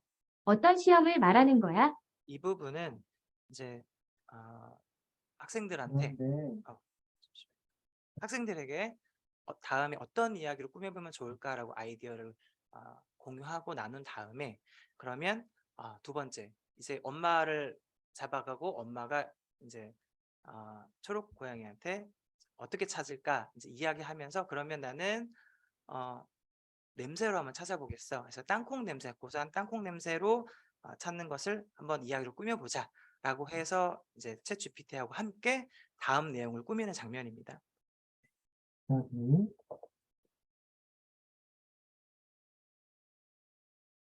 그리고 노란색 고양이는 웃으며 말했어요. 그럼 엄마님, 두 번째 시험을 시작해볼까요? 꽃다미의 웃음소리를 맞추는 건 어떨까요? 40개 그래서 그 다음 이야기는 이제 노란 고양이를 출연시키게 되고 이야기를 꾸미는 과정에서 그리고 노란 고양이가 이제 제시를 하죠. 그럼 웃음소리를 한번 꽃다미를 찾아보자. 이렇게 이제 뒷이야기를 꾸미면서 국어 시간이 마무리가 됩니다. 또 국어 시간에 해볼 수 있는 활동들이 많은데 이렇게 요약해줘. 그 이야기를 요약해서 들려주기입니다. GPT는 내용 요약을 참 잘해주죠. 그래서 아이들과 윤독을 한 다음에 전체 내용을 다시 상기시켜 줄 때 필요해요. 또 형성평가 문제로 OX 문제, 빈칸 넣기 문제, 객관식 문제 등 다양한 유형의 문제를 그 즉시 생성해주고 이거는 교사가 이제 생성을 하고 아이들한테 전달해서 활동을 실시하는 것으로 해볼 수가 있겠습니다. 또 받아쓰기 문제도 생성을 해줄 수가 있어요. 교사들은 받아쓰기 문제를 생성해야 될 경우가 많이 있는데 그때 이제 난이도에 따라서 별표를 받아서 이렇게 해줄 수가 있습니다. 또 요즘에 또 각광을 받고 있는 이미지 생성 AI가 있죠. 네, 그래서 실제 초록 고양이는 어떻게 생겼을지 머릿속으로 그려보는 활동을 같이 해보는 거예요. 그래서 관련 정보를 이미지 생성 AI에게 주고 이미지를 생성해 보게 하였더니 이렇게 꾸며주죠. 이 사진을 가지고 자유롭게 이야기를 나눌 수가 있어요. 너는 이것에 대해서 어떻게 생각하니? 이렇게 다양한 발문을 통해서 진행을 하시고요. 이 진행의 몫은 선생님께 있습니다. 방금 말씀드렸던 턱투 챗 GPT 확장 프로그램 설치 방법은 따로 유인물을 참고해 주시면 되겠습니다.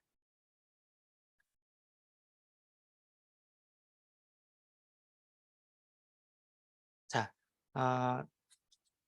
저희 초등학교는 중간 행복놀이라는 게 있어요. 1, 2교시가 끝나고 나서 30분 동안 행복놀이라고 있는데 아이들은 열심히 뛰어놀죠. 그런데 선생님들은 또 긴급회의가 소집이 됩니다.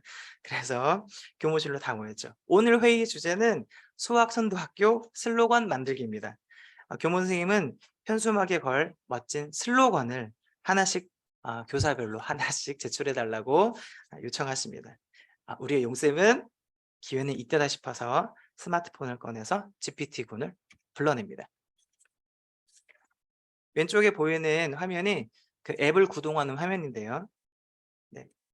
수학선도학교를 잘 운영하고 있다는 슬로건을 5개 생성해 달라고 합니다. 그럼 이렇게 생성을 5개를 해줍니다.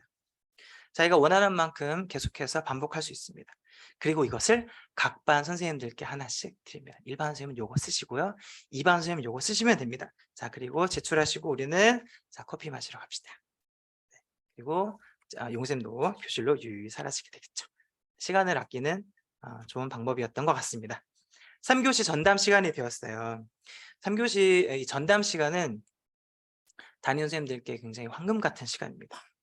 일주일에 몇 시간 안 되는 이 전담 시간을 통해서 쉴 수도 있고 여러 가지 업무를 할 수 있기 때문이죠.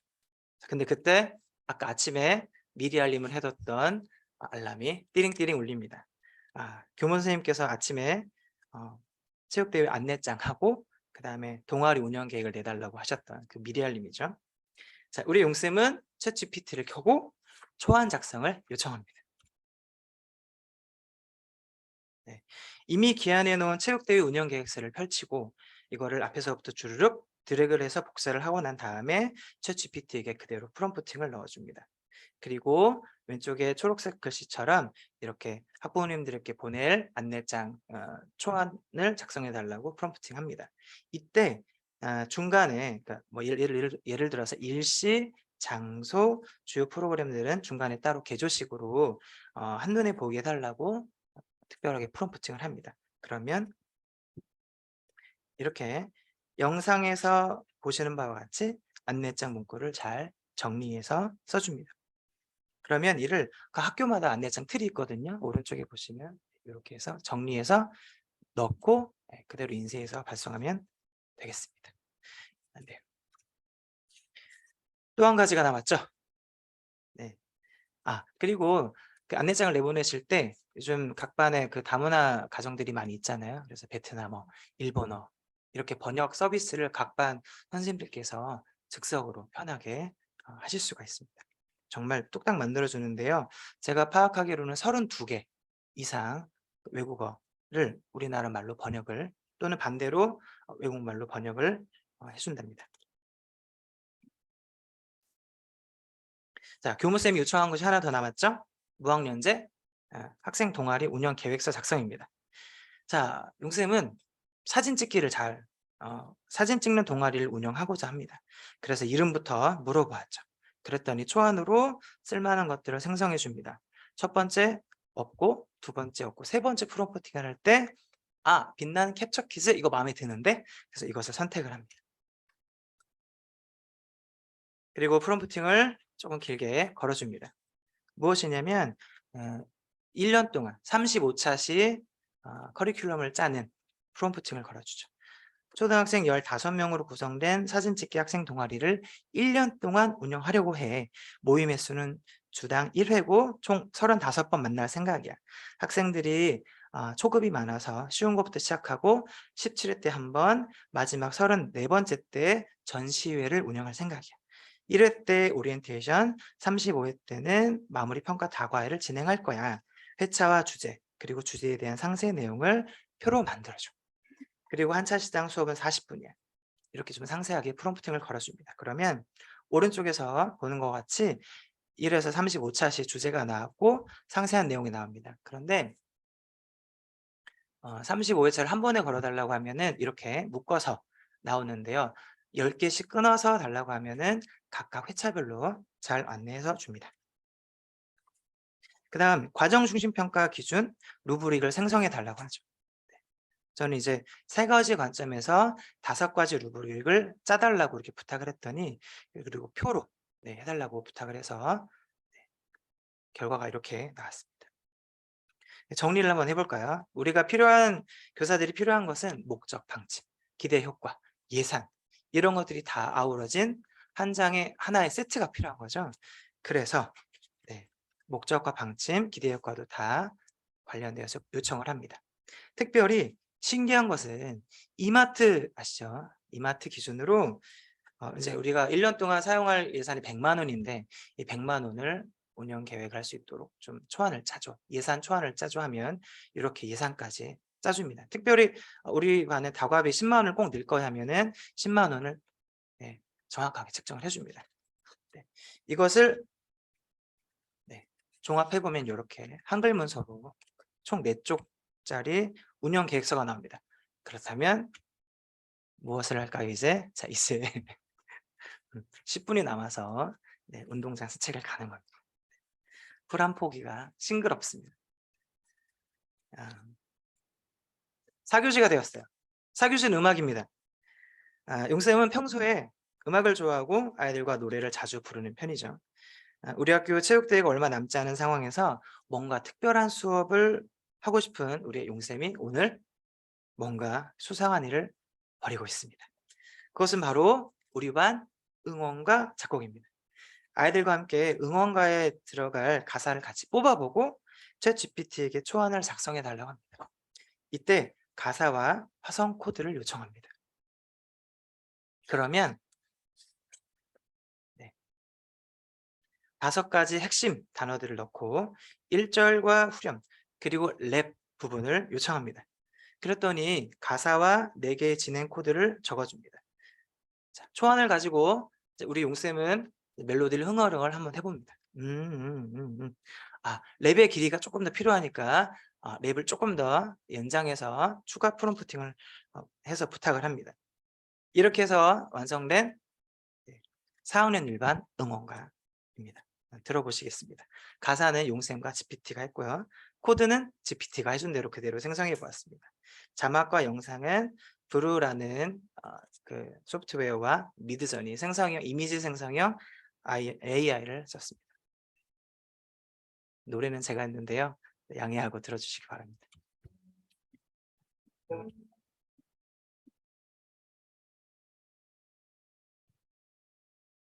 포기하지 않아 우리 반이 최고야 진짜 빠르고 힘이 세지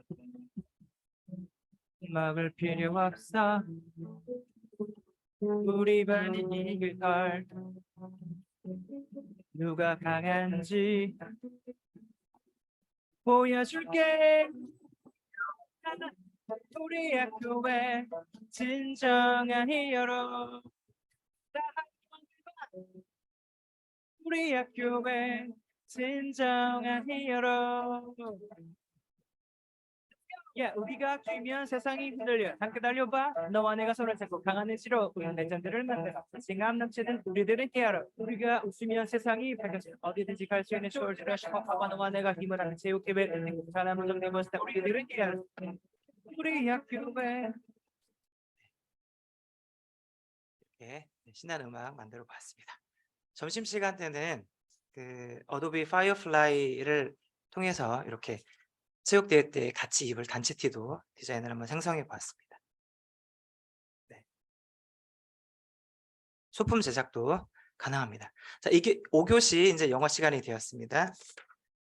5교시 영어 시간에는 이제 I will이라는 표현을 말하고 듣는 시간인데요. 보통 이제 다이얼로그 하나 또는 2개가 제시가 되고 학생들은 이것을 계속해서 listen and repeat을 하면서 이제 발화 연습을 하게 되겠죠. 그런데 GPT를 통한다면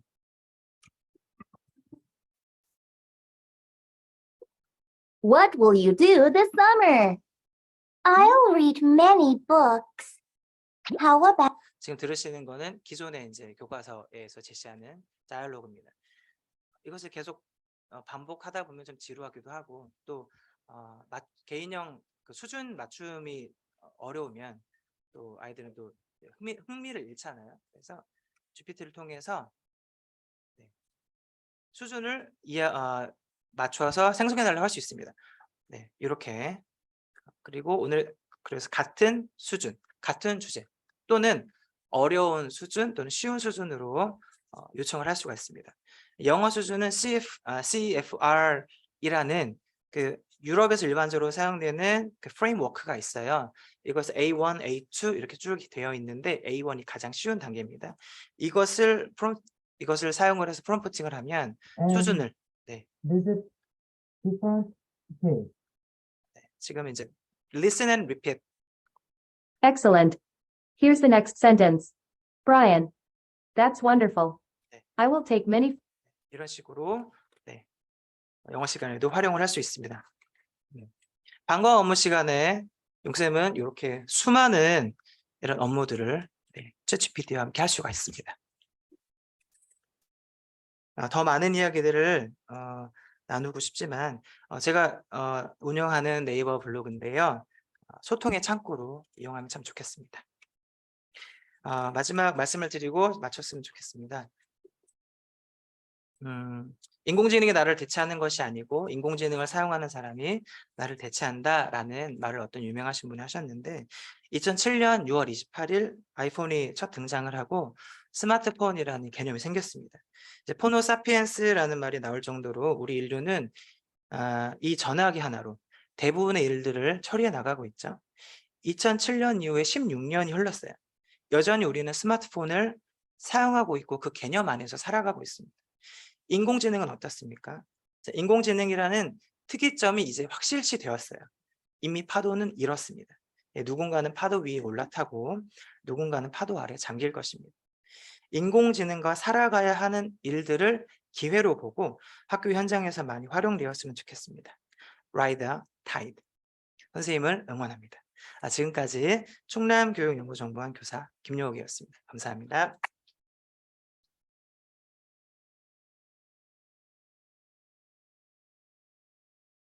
네, 두 번째 발표였던 김용욱 선생님께서는 정말 교사로서 학교에 출근하자마자 교무부장 선생님을 뵀을 때부터 시작을 해가지고 이제 하루 일과를 마치는 때까지 각 교과별로 챗GPT를 어떻게 활용할 수 있을지, 그리고 그 활용을 통해서 수업뿐만 아니라 행정 업무의 처리에 있어서 어떻게 시간을 더 관리할 수 있는지에 대해서 매우 상세하게 말씀 나눠주셨습니다. 이어서 세 번째 발표로는 대전 이문고등학교의 황유리 선생님께서 챗GPT 학교 현장 적용 사례에 대해서 또 세부적인 논의를 이어나가 주실 예정입니다. 앞으로 모시겠습니다.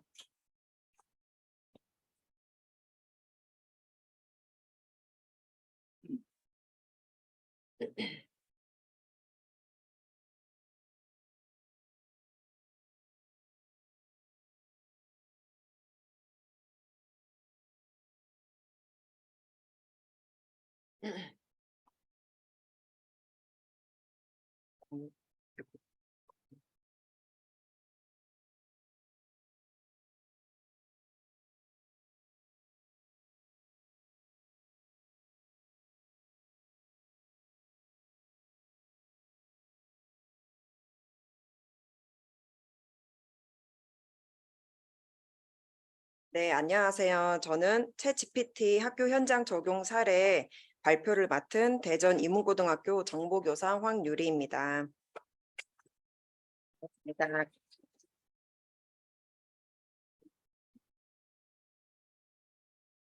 네, 먼저 발표자 소개를 시작으로 챗GPT 학교 현장 도입 배경에 대해 말씀드리고 이어서 챗GPT 학교 현장 적용 사례 3가지를 소개해 드리겠습니다.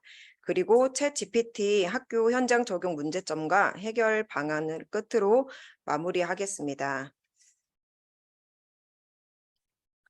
발표자인 저를 간단히 소개해 드리겠습니다. 현재 대전 이문고등학교에서 교육 메타버스부를 운영하고 있으며 1학년 정보, 2학년 프로그램 교과를 담당하고 있습니다. 그리고 AI 융합교육 중심학교 운영 담당자이며 창의적 체험활동 코딩 스쿨 학생 동아리를 운영하고 교사 학습 공동체 A 아이디어 동아리를 운영하고 있습니다.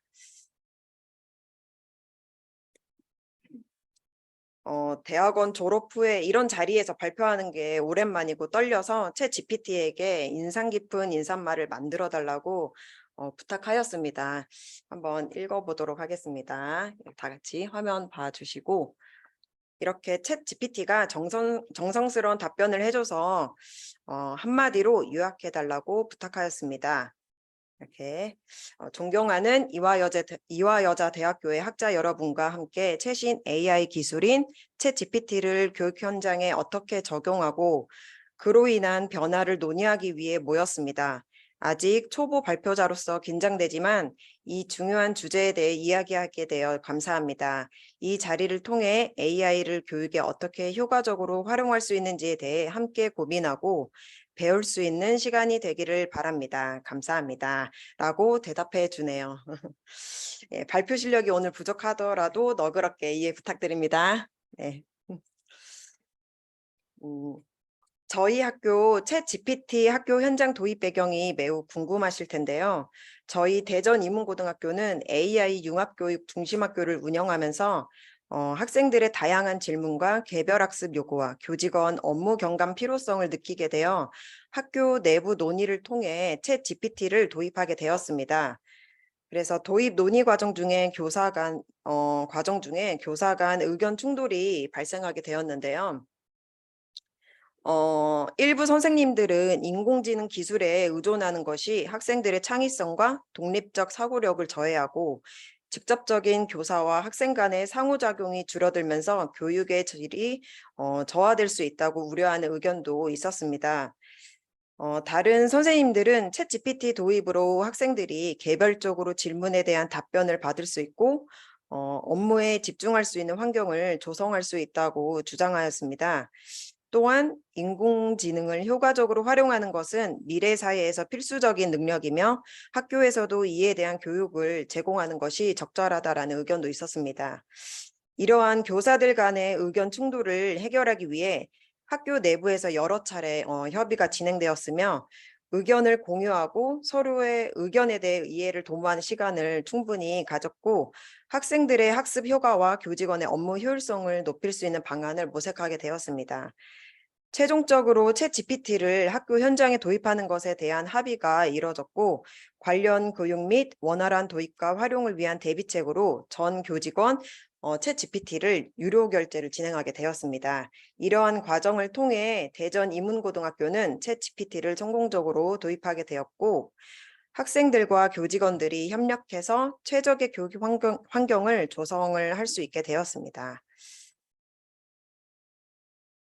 그럼 대전 이문고등학교의 챗 GPT 학교 현장 사례를 차례대로 소개해 드리겠습니다. 저희 학교 교장 선생님께서는 전국 최초로 챗 GPT를 활용한 입학식을 진행하게 되었습니다. 어떤 방법으로 활용하셨는지 직접 영상을 통해 보여드리도록 하겠습니다. 한번 영상 같이 한번 보시겠습니다.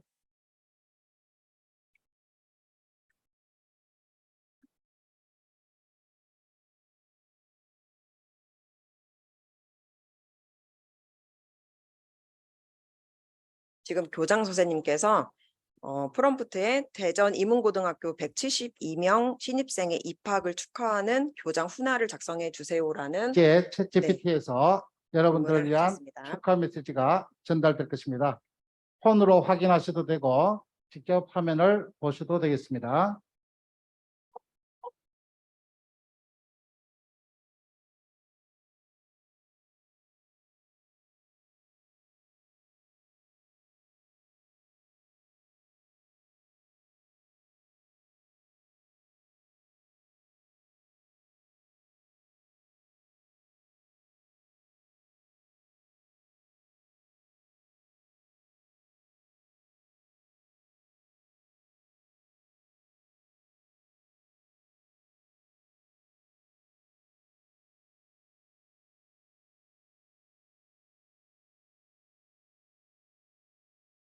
아이고, 말이 너무 많습니다.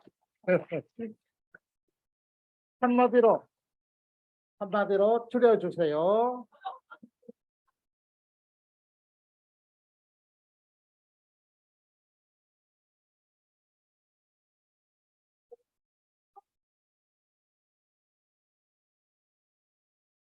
예. 학생들을 위한 것만 있어서 아쉬워서 우리 뒤에 오신 학부모님께도 감사 인사를 드리라고 시키겠습니다.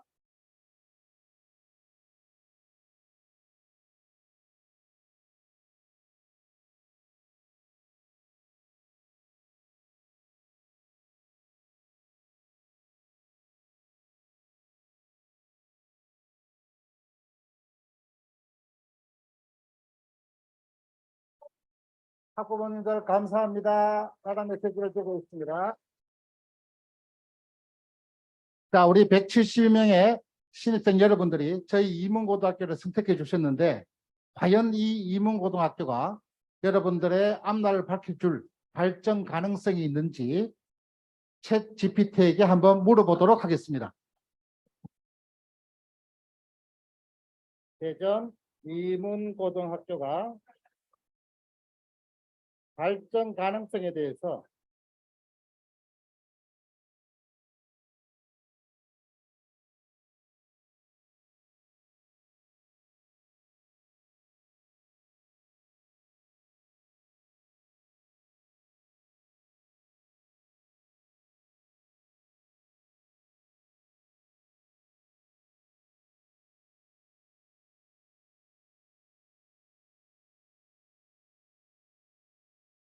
지금 보셨듯이 챗 네, 영상을 보셨듯이 교장 선생님께서 대전 이문고등학교 172명 신입생의 입학을 축하하는 교장 훈화를 작성해 주세요라는 질문을 시작하여 신입생들의 호기심과 관심을 높여 교육의 혁신적인 방식을 끌어내셨습니다.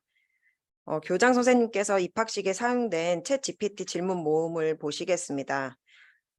이런 질문에 대한 요약을 요청하셨고, 맨 처음에 질문하셨던 질문에 대한 이제 한마디로 주셨고, 그 다음에 이제 학부모님께도 인사말도 부탁드렸고, 그 다음에 대전 이문고등학교의 발전 가능성을 요청하여 이런 멋진 답변을 얻을 수 있었습니다.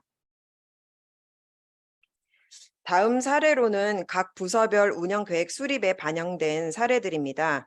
저희 학교는 모든 부서가 운영계획을 세울 때 챗 GPT에게 질문을 하여 운영계획 수립에 반영하였습니다. 모든 부서의 챗 GPT 질문 모음을 이렇게 하나의 파일로 모아서 전 교직원에게 질문 모음을 공유함으로써 유의미한 질문을 하는 방법을 익히게 되고 더욱더 챗 GPT를 적극적으로 활용할 수 있었습니다. 제가 이번에 맡게 된 교육 메타버스부의 운영 계획에 사용된 챗 GPT 질문 모음을 보여드리겠습니다. 질문은 총 6가지를 하였는데요. 부서 운영 방안, 효율적으로 스마트 기기를 신입생에게 배부하는 방법, 사용된 스마트 기기 업체 초기화 작업 예산, 정보통신 윤리교육을 활성화하기 위한 방안을 표로 작성, 교내 방송 송출을 하기에 적당한 정보통신 윤리교육 사이트 추천, 학교 홈페이지에 어떤 기능이 추가되어야 학생 및 학부모, 교직원이 적극적으로 활용할 수 있는지를 질문하였습니다. 챗 GPT에게 질문한 교육 메타버스부를 효율적으로 운영하기 위한 방안을 질문하여 부서 운영 목표 및 운영 방침에 반영하였고 학교 홈페이지에 어떤 기능이 추가되어야 학생, 학부모, 교직원이 적극적으로 활용을 하는지 질문한 답변을 참고해서 학교 홈페이지 첫 페이지에 학교 공식 그 밴드 링크를 연결해서 모두가 적극적으로 활용할 수 있도록 하였습니다.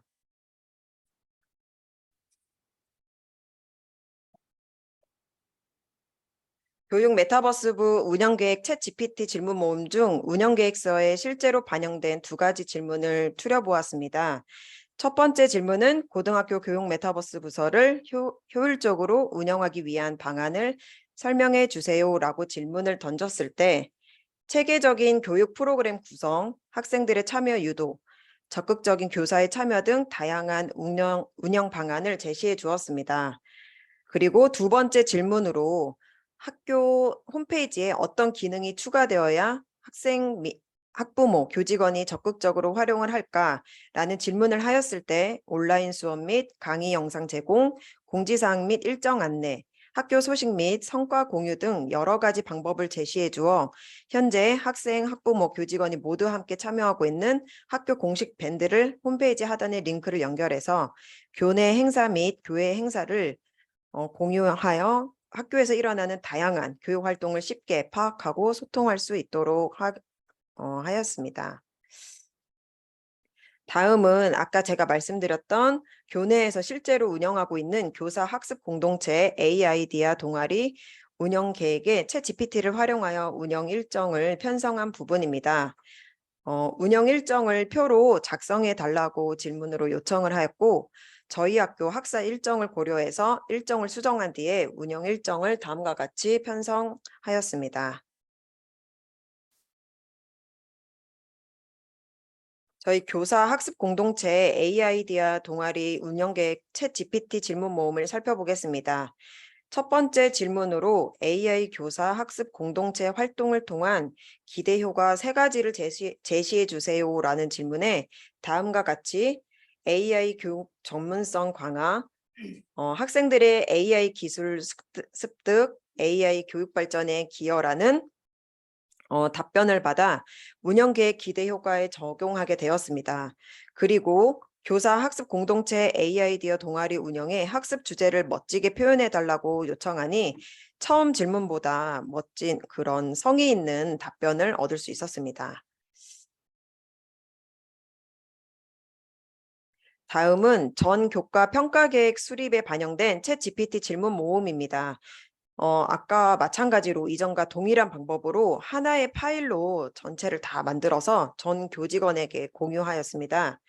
이 질문 모음은 챗 GPT가 정확한 답변을 제공하는 데 참고하고 교직원과 학생들이 업무 및 수업에서 더 효과적으로 활용할 수 있도록 지금도 연구하고 있습니다. 현재 제가 가르치고 있는 1학년 정보교과 평가계획에 챗 GPT를 활용한 사례를 보여드리겠습니다.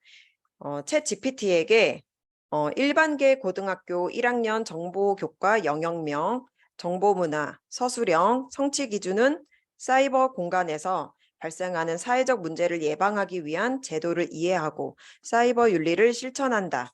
평가 요소에는 사이버 범죄의 종류를 서술 8점 만점, 사이버 범죄 예방법 서술 7점 만점, 인공지능 챗 서비스 활용 능력 5점 만점에서 총 20점, 기본 점수 12점인 수행평가를 루브릭 평가로 부탁드렸습니다.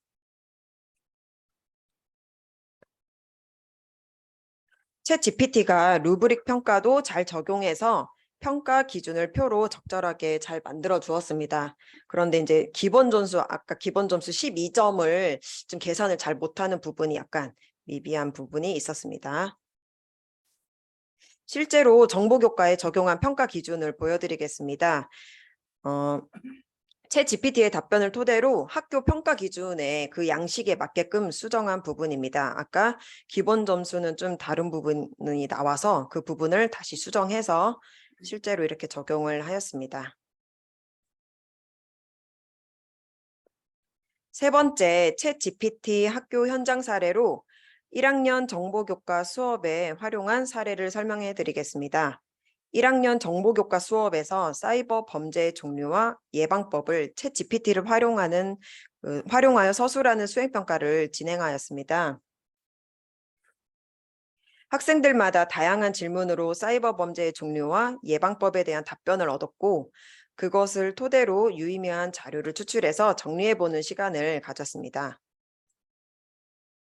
정리가 끝난 뒤에 각자 얻은 결과물에 대한 답변을 서로 비교하고 공유하고자 발표하는 시간을 가졌습니다. 그리고 발표 후에 웨일 클래스 과제 게시판에 결과물을 제출하게 하였습니다. 제출이 완료된 후에 학생들이 챗 GPT로 얻어낸 결과물에 대한 피드백 및 평가를 진행하게 되었습니다. 이 활동을 통해 21세기 핵심 역량인 자기주도 학습, 비판적 사고력, 디지털 리터러시 향상, 학생들이 안전한 사이버 공간 활동을 위한 그 이해도를 높이는 데 큰 도움이 되었다고 생각됩니다. 그리고 2학년 프로그래밍 교과 수업 사례도 설명해 드리겠습니다. 2학년 프로그래밍 교과 수업 시간에 우선 C 언어로 사용자 정의 함수를 만드는 방법을 익히고 챗 GPT를 활용해서 사용자 정의 함수가 포함된 피보나치 수열을 계산하는 코드를 요청하였습니다. 챗 GPT는 기본적인 사용자 정의 함수만 사용하는 데 그치지 않고 이렇게 제기 함수를 사용해서 더 효율적인 코드로 설계해 주는 것을 학생들과 직접 눈으로 확인할 수 있었습니다. 이렇게 프로그래밍 교과에서 챗 GPT를 활용하면 학생들이 여러 가지 방법으로 학습을 심화시킬 수 있는 것 같습니다. 그 예로 저희가 지금 C 언어로만 지금 학습을 하고 있는데 파이썬도 배우고 싶은 학생이 이 코드를 파이썬으로 변경해 달라고 요청을 하니 이렇게 파이썬으로도 정확하게 코드를 구현해 주었습니다. 챗 GPT를 통해 학생들은 프로그래밍 학습에 있어서 개념 이해, 다양한 프로그래밍 방법, 그리고 프로그래밍 언어에 대한 이해, 문제 해결 및 창의적 사고력 강화 등의 중요한 역량을 키울 수 있었습니다. 이러한 경험은 학생들이 미래의 다양한 직업 분야에서 요구되는 중요한 기술적 능력을 개발하는 데 도움이 될 것 같습니다. 그러나 챗 GPT를 학교 현장에 적용하는 데 여러 문제점들이 있었습니다. 그중 첫 번째가 접속 과부하 문제가 발생이 되었는데요. 학생이랑 이제 교직원이 동시에 챗 GPT를 접속하거나 질문을 하면서 발생하는 그 트래픽 그리고 요청의 증가로 인해 서버의 접속 과부하가 발생해서 이제 시스템의 응답 속도가 저하된 현상이 있었습니다. 그리고 두 번째, 표절과 복제라는 문제로 인해 챗 GPT를 활용한 답변이 너무 일관적이거나 중복되는 경우 학생들이 답변을 복사해서 표절을 시도했다라는 점, 그리고 학생들의 창의적 사고와 독립적인 학습을 저해할 수 있다는 우려의 목소리가 있었습니다. 세 번째는 윤리적 고려 사항이었는데요. 챗 GPT를 통해 제공되는 답변이 학문적이거나 윤리적으로 적합하지 않은 경우가 발생할 수 있고 잘못된 정보나 편견을 전파할 우려가 있고 학생들에게 부정확한 지식을 전달할 수 있다는 단점이 있었습니다. 마지막으로 챗 GPT는 대화 기반의 모델로서 제한된 지식 범위와 학습 데이터의 의존도가 존재하고 알맞지 않은 질문에 대해서는 부적절하거나 부정확한 답변을 제공하여 학생들의 혼란을 야기할 수 있다는 문제점이 있었습니다. 이런 문제를 해결하기 위해 저희 학교는 순차적 접속을 유도를 하여 이제 접속 과부하 문제를 줄이려 노력하고 있습니다. 그리고 더불어 학생의 창의성을 발휘할 수 있도록 다양한 답변을 생성하며 표절과 복제 방지에도 집중하고 있습니다. 그리고 저희 부서 역시 윤리적 고려사항 대응 방안으로 교내 사이버 윤리 교육을 확대하였습니다. 그리고 교사나 전문가는 챗 GPT의 답변을 주기적으로 확인하여 필요한 경우 부적절한 답변이나 오류를 수정 및 개선을 요청하고도 합니다.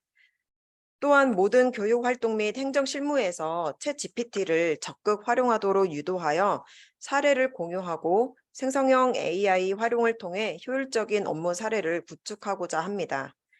이 모든 노력들은 교사들이 교육 활동에 집중할 수 있도록 시간을 확보하는 데 큰 도움이 될 것이라고 생각이 됩니다. 이상 지금까지 챗 GPT 학교 현장 적용 사례 발표를 경청해 주셔서 감사드립니다. 발표와 관련하여 질문이 있으시면 여기 이메일로 문의 주시면 언제든지 성실하게 답변 드리겠습니다. 다시 한번 감사드립니다.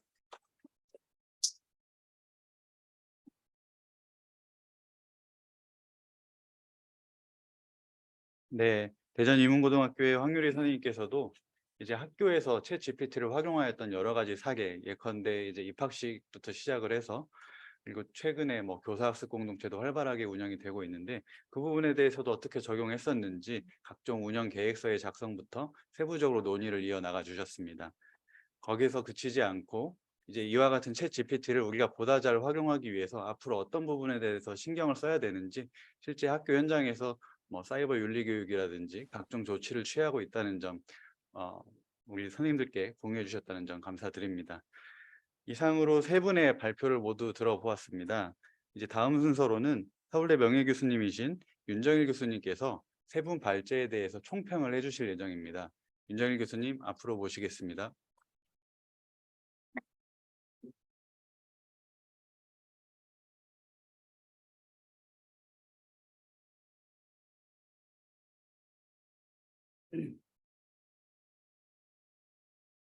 예, 여러분 반갑습니다.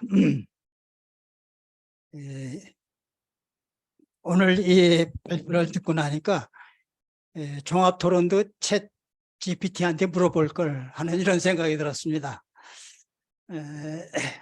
상당히 다양하게 활용할 수 있을 것 같고 또 문제점도 있을 것 같습니다.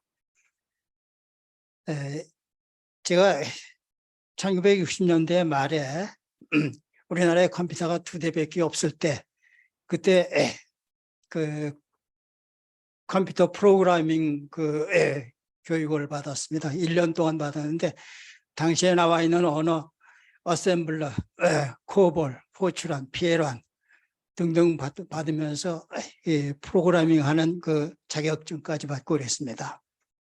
그 당시에 이 컴퓨터라고 하는 것이 앞으로 인류 사회의 희망이고 굉장히 유용할 것이다 하는 이런 생각을 강하게 가졌습니다. 그래서 제가 배운 지식을 대학 교수들에게 또 전달 강의도 하고 이랬었는데 오늘 이 GPT, 챗 GPT 이걸 보면서 이게 과연 인류 문명의 멸망인가 아니면 희망인가 어느 쪽일까 하는 게 제 머릿속에서 뱅뱅 돕니다. 어떻게 보면 굉장히 도움이 될 것 같고 어떻게 보면 야 이건 문제가 많다 이런 생각이 들어갑니다. 어쨌든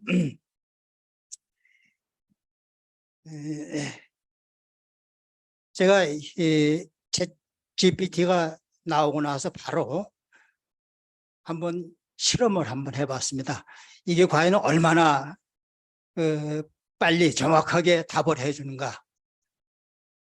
한번 제가 그 챗 GPT가 쓴 시를 하나 좀 읽어드리겠습니다.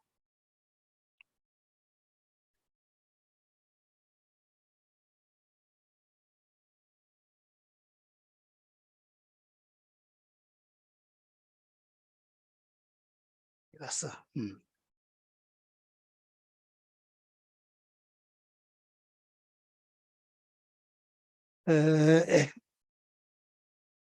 금년 초일 겁니다. 아마 제가 챗 GPT 보고 Please writing a poem of spring 봄에 대한 시를 써달라 그랬더니 Spring has arrived, blossoming buds and flowers everywhere, warm sunshine and busy bees in the air, birds singing, soaring high up in the sky.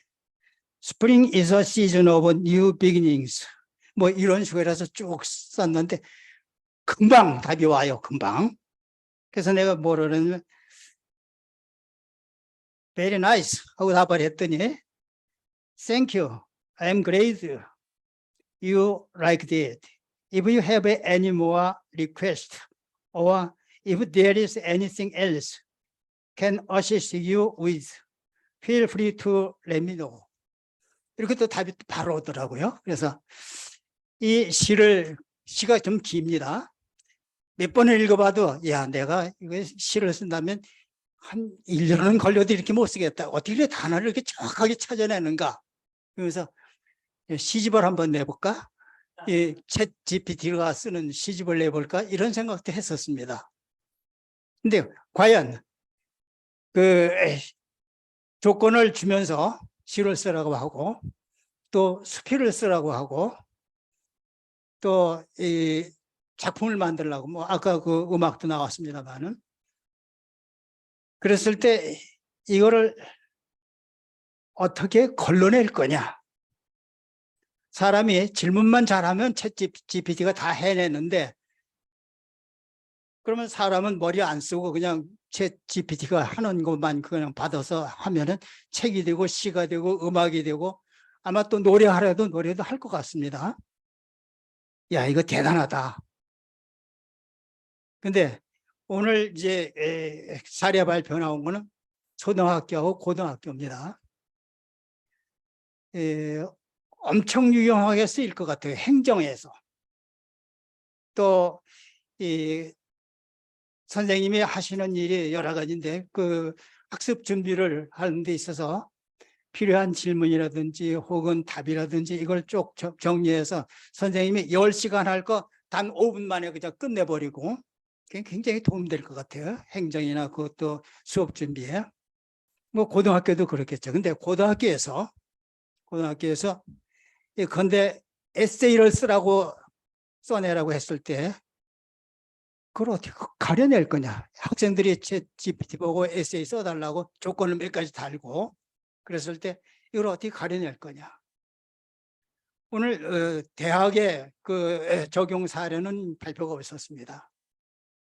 제가 걱정하는 것은 대학에서 이 논문을 써내라고 했을 때 석사학위 논문, 박사학위 논문 또 그만이 아니라 연구 논문 써내라고 했을 때 이걸 어떻게 가려낼 거냐. 본인이 직접 쓴 거냐 혹은 챗 GPT를 가지고 쓴 거냐 챗 GPT가 쓴 것을 가지고 그 수정을 해낸 거냐. 엄청 어려울 것 같아요. 그래서 야, 내가 일찌감치 정년퇴직한 게 참 잘한 거구나. 지금 대학 교수들 고생이 참 많겠다. 이거 어떻게 가려내지? 이 걱정이 앞섰습니다. 아까 이 사례 발표에서도 보면은 여러 가지 행정적인 일을 도와주고 또 뭐 속담 그거 해내라 그래서 그 해내고 쉽게 해내죠. 근데 대학에서는 어떻게 이걸 이용할 수 있을까? 행정에는 이용이 많을 겁니다. 컴퓨터처럼. 근데 이거 학문을 연구하고 하는데 이것을 적용을 하면 연구하는 사람 쉽겠죠. 그런데 그레이딩을 하는 그 채점을 해야 되는 교수의 입장으로서는 야 이게 물론 문제지 조금 더 시간이 지나면 걸러내는 방식도 있겠죠. 그리고 이건 챗 GPT가 쓴 건데 이걸 그대로 내면은 적발되는 수도 있겠죠. 근데 조건을 달리하면 답이 나옵니다. 답이요. 여러 가지 조건을 집어넣어 버리면. 그래서 야 이게 고등교육에 있어서는 참 문제가 크겠다 이런 생각을 했습니다.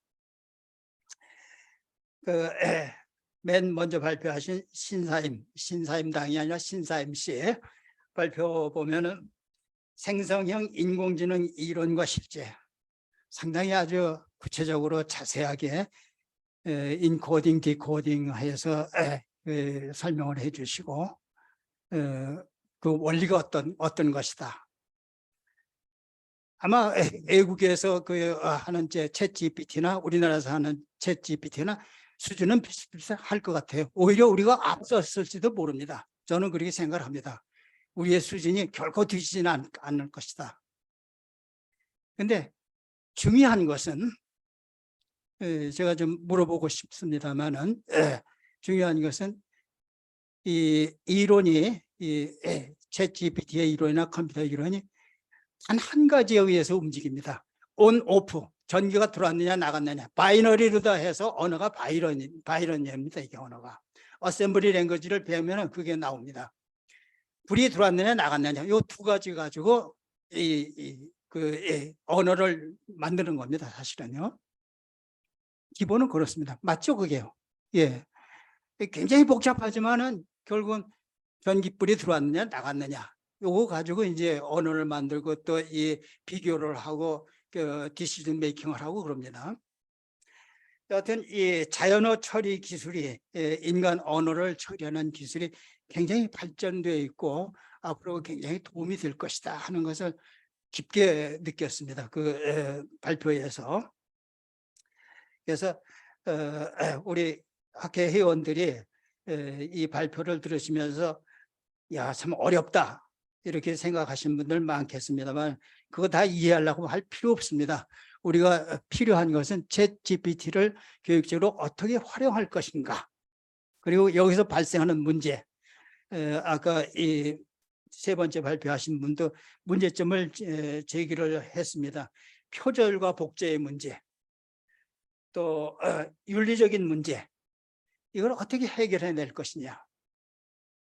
방법은 있을 겁니다. 문제를 알면 방법은 찾아낼 수 있는 거기 때문에, 그래서 이 방법은 있을 텐데 하여간 우리 인류를 위해서 도움도 되지만은 어떻게 잘못 생각하면은 이게 참 문제를 많이 만들 거다 하는 이런 생각도 납니다. 초등학교에서 챗 GPT 아침서부터 출근해서부터 뭐 휴식 시간 또 끝나는 시간까지 쭉 이용하신 거 그거 보면은 참 도움이 많이 되겠다. 그리고 재밌겠다. 해볼 만하다.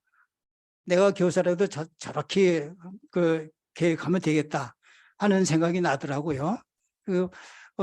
아마 우리 학회 회원들도 그 발표를 들으시면서 야, 굉장히 재밌다 하는 것을 느꼈을 겁니다. 고등학교 사례도 마찬가지고. 근데 하여간 제가 느낀 그 바는 처음에 얘기했지만 이게 인류 문명에 도움이 되느냐 혹은 도움이 안 되느냐. 그럼 이제 두 번 그 사례 발표에서 제가 질문을 하고 싶은 것은 모두 다 챗 GPT가 만들어내면은 또 교장 선생님이 그 입학식 축사를 그렇게 만들어내면은 그럼 교장 선생님의 의견은 어디 갔느냐? 뭘 하는 사람이냐? 자기 하고 싶은 얘기 있을 거 아니에요. 근데 그게 기계가 좀 더 만들어내니까 프로그래밍 해서 다 나오니까 그럼 선생님의 창의력은 어디 갔느냐? 선생님의 아이디어는 뭐냐? 마치 인공지능이 그냥 전부 다 얘기하듯이 말이죠. 그럼 선생님이 필요 없는 거 아니냐? 그리고 그 강의도 그 챗 GPT한테 시켜가지고 전체 다 해버리면은 뭐 이렇게 여러 선생님 뭐 필요해? 한 선생님만 있으면 전국적으로 된다 교육방송 하듯이 해버리면 끝나는데 이게 이런 문제를 생각해 보면 야 이게 사용할 때가 따로 있고 사용해서는 안 될 때가 따로 있겠구나. 우리가 교육적으로 어떻게 유용하게 활용할 것이냐 하는 이 문제에 대해서는 아마 이쪽 분야를 전공하고 또 관심을 가지고 있는 우리 정재영 교수님을 위해서 학회 회원 여러분들이 깊이 생각해야 될 문제가 아닌가 이렇게 생각을 해봤습니다. 오늘 아주 발표 이론과 실제 또 응용 사례 아주 재미있게 들었고 야, 참 교육 현장에 가면 나도 저렇게 한번 해보고 싶다 하는 이 생각이 날 정도로 흥미진진하게 잘 얘기해 줘서 참 잘 들었습니다. 그리고 많은 걸 배웠습니다. 앞으로 관심 가지고 이게 어떻게 적용될 것인가 어떻게 문제가 해결될 것인가 관심 가지고 지켜볼 생각을 하고 있습니다. 감사합니다.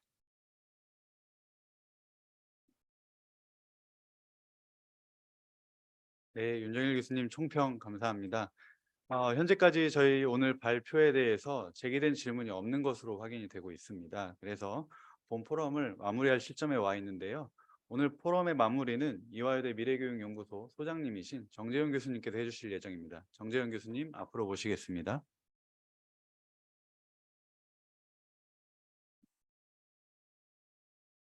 네, 감사합니다. 오늘 챗GPT와 같은 생성형 인공지능 기술의 교육적 활용 방안에 대해서 정말 의미 있는 포럼을 개최했다라고 생각이 됩니다.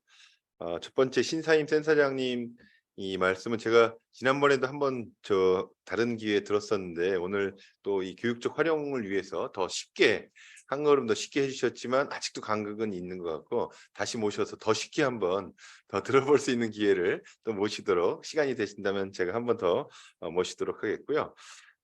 우리 김용욱 선생님의 이 하루 일과를 물론 매일매일 이렇게 하기는 힘들겠지만 그중에 하루 중에 한 차시라도 이렇게 한다면 아이들이 정말 흥미롭지 않을까 이런 생각을 또 했고요.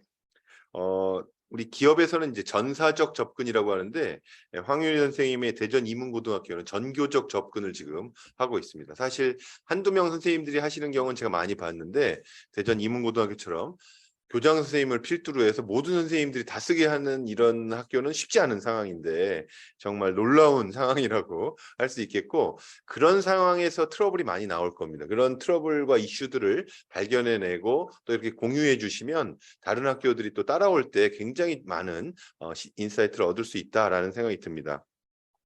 마지막으로 우리 제가 존경하는 우리 윤정임 교수님께서 많은 지적을 해주셨는데 저희가 정말 고민하고 있는 부분을 꼭 집어서 말씀해 주신 것 아닌가 이런 생각이 듭니다. 사실 오늘 초등학교와 고등학교 사례를 이제 말씀을 들었는데 실제로는 대학에서 지금 굉장히 많은 어려움이 있습니다. 저희가 설문조사를 해서 사용 실태에 대한 설문조사도 해서 지금 분석 중에 있는데 제가 이렇게 만나본 대상으로만 본다면 지금 가장 많이 쓰고 있는 집단이 대학생이다라고 지금 나오고 있고요. 거의 대학생은 100% 쓰고 있다고 볼 수 있고요. 그런데 교수님들 만나뵈면 교수님은 한 30에서 50% 정도 쓰고 계신 것 같아요. 그러니까 문제를 예전처럼 내고 계신다면 교수님들이 상당히 지금 어려움을 겪을 상황이다라고 생각이 됩니다. 지식을 암기하고 이해하는 것으로만 평가를 하고 있던 교수님들께서는 이제는 그런 거에 대해서는 정확한 답이 다 들어오기 때문에 이걸 구분해내기가 어려운 상황이 됐다라고 생각이 돼서 교육 활동 내용과 함께 평가도 바뀌어야 될 시점이다라고 생각이 됩니다.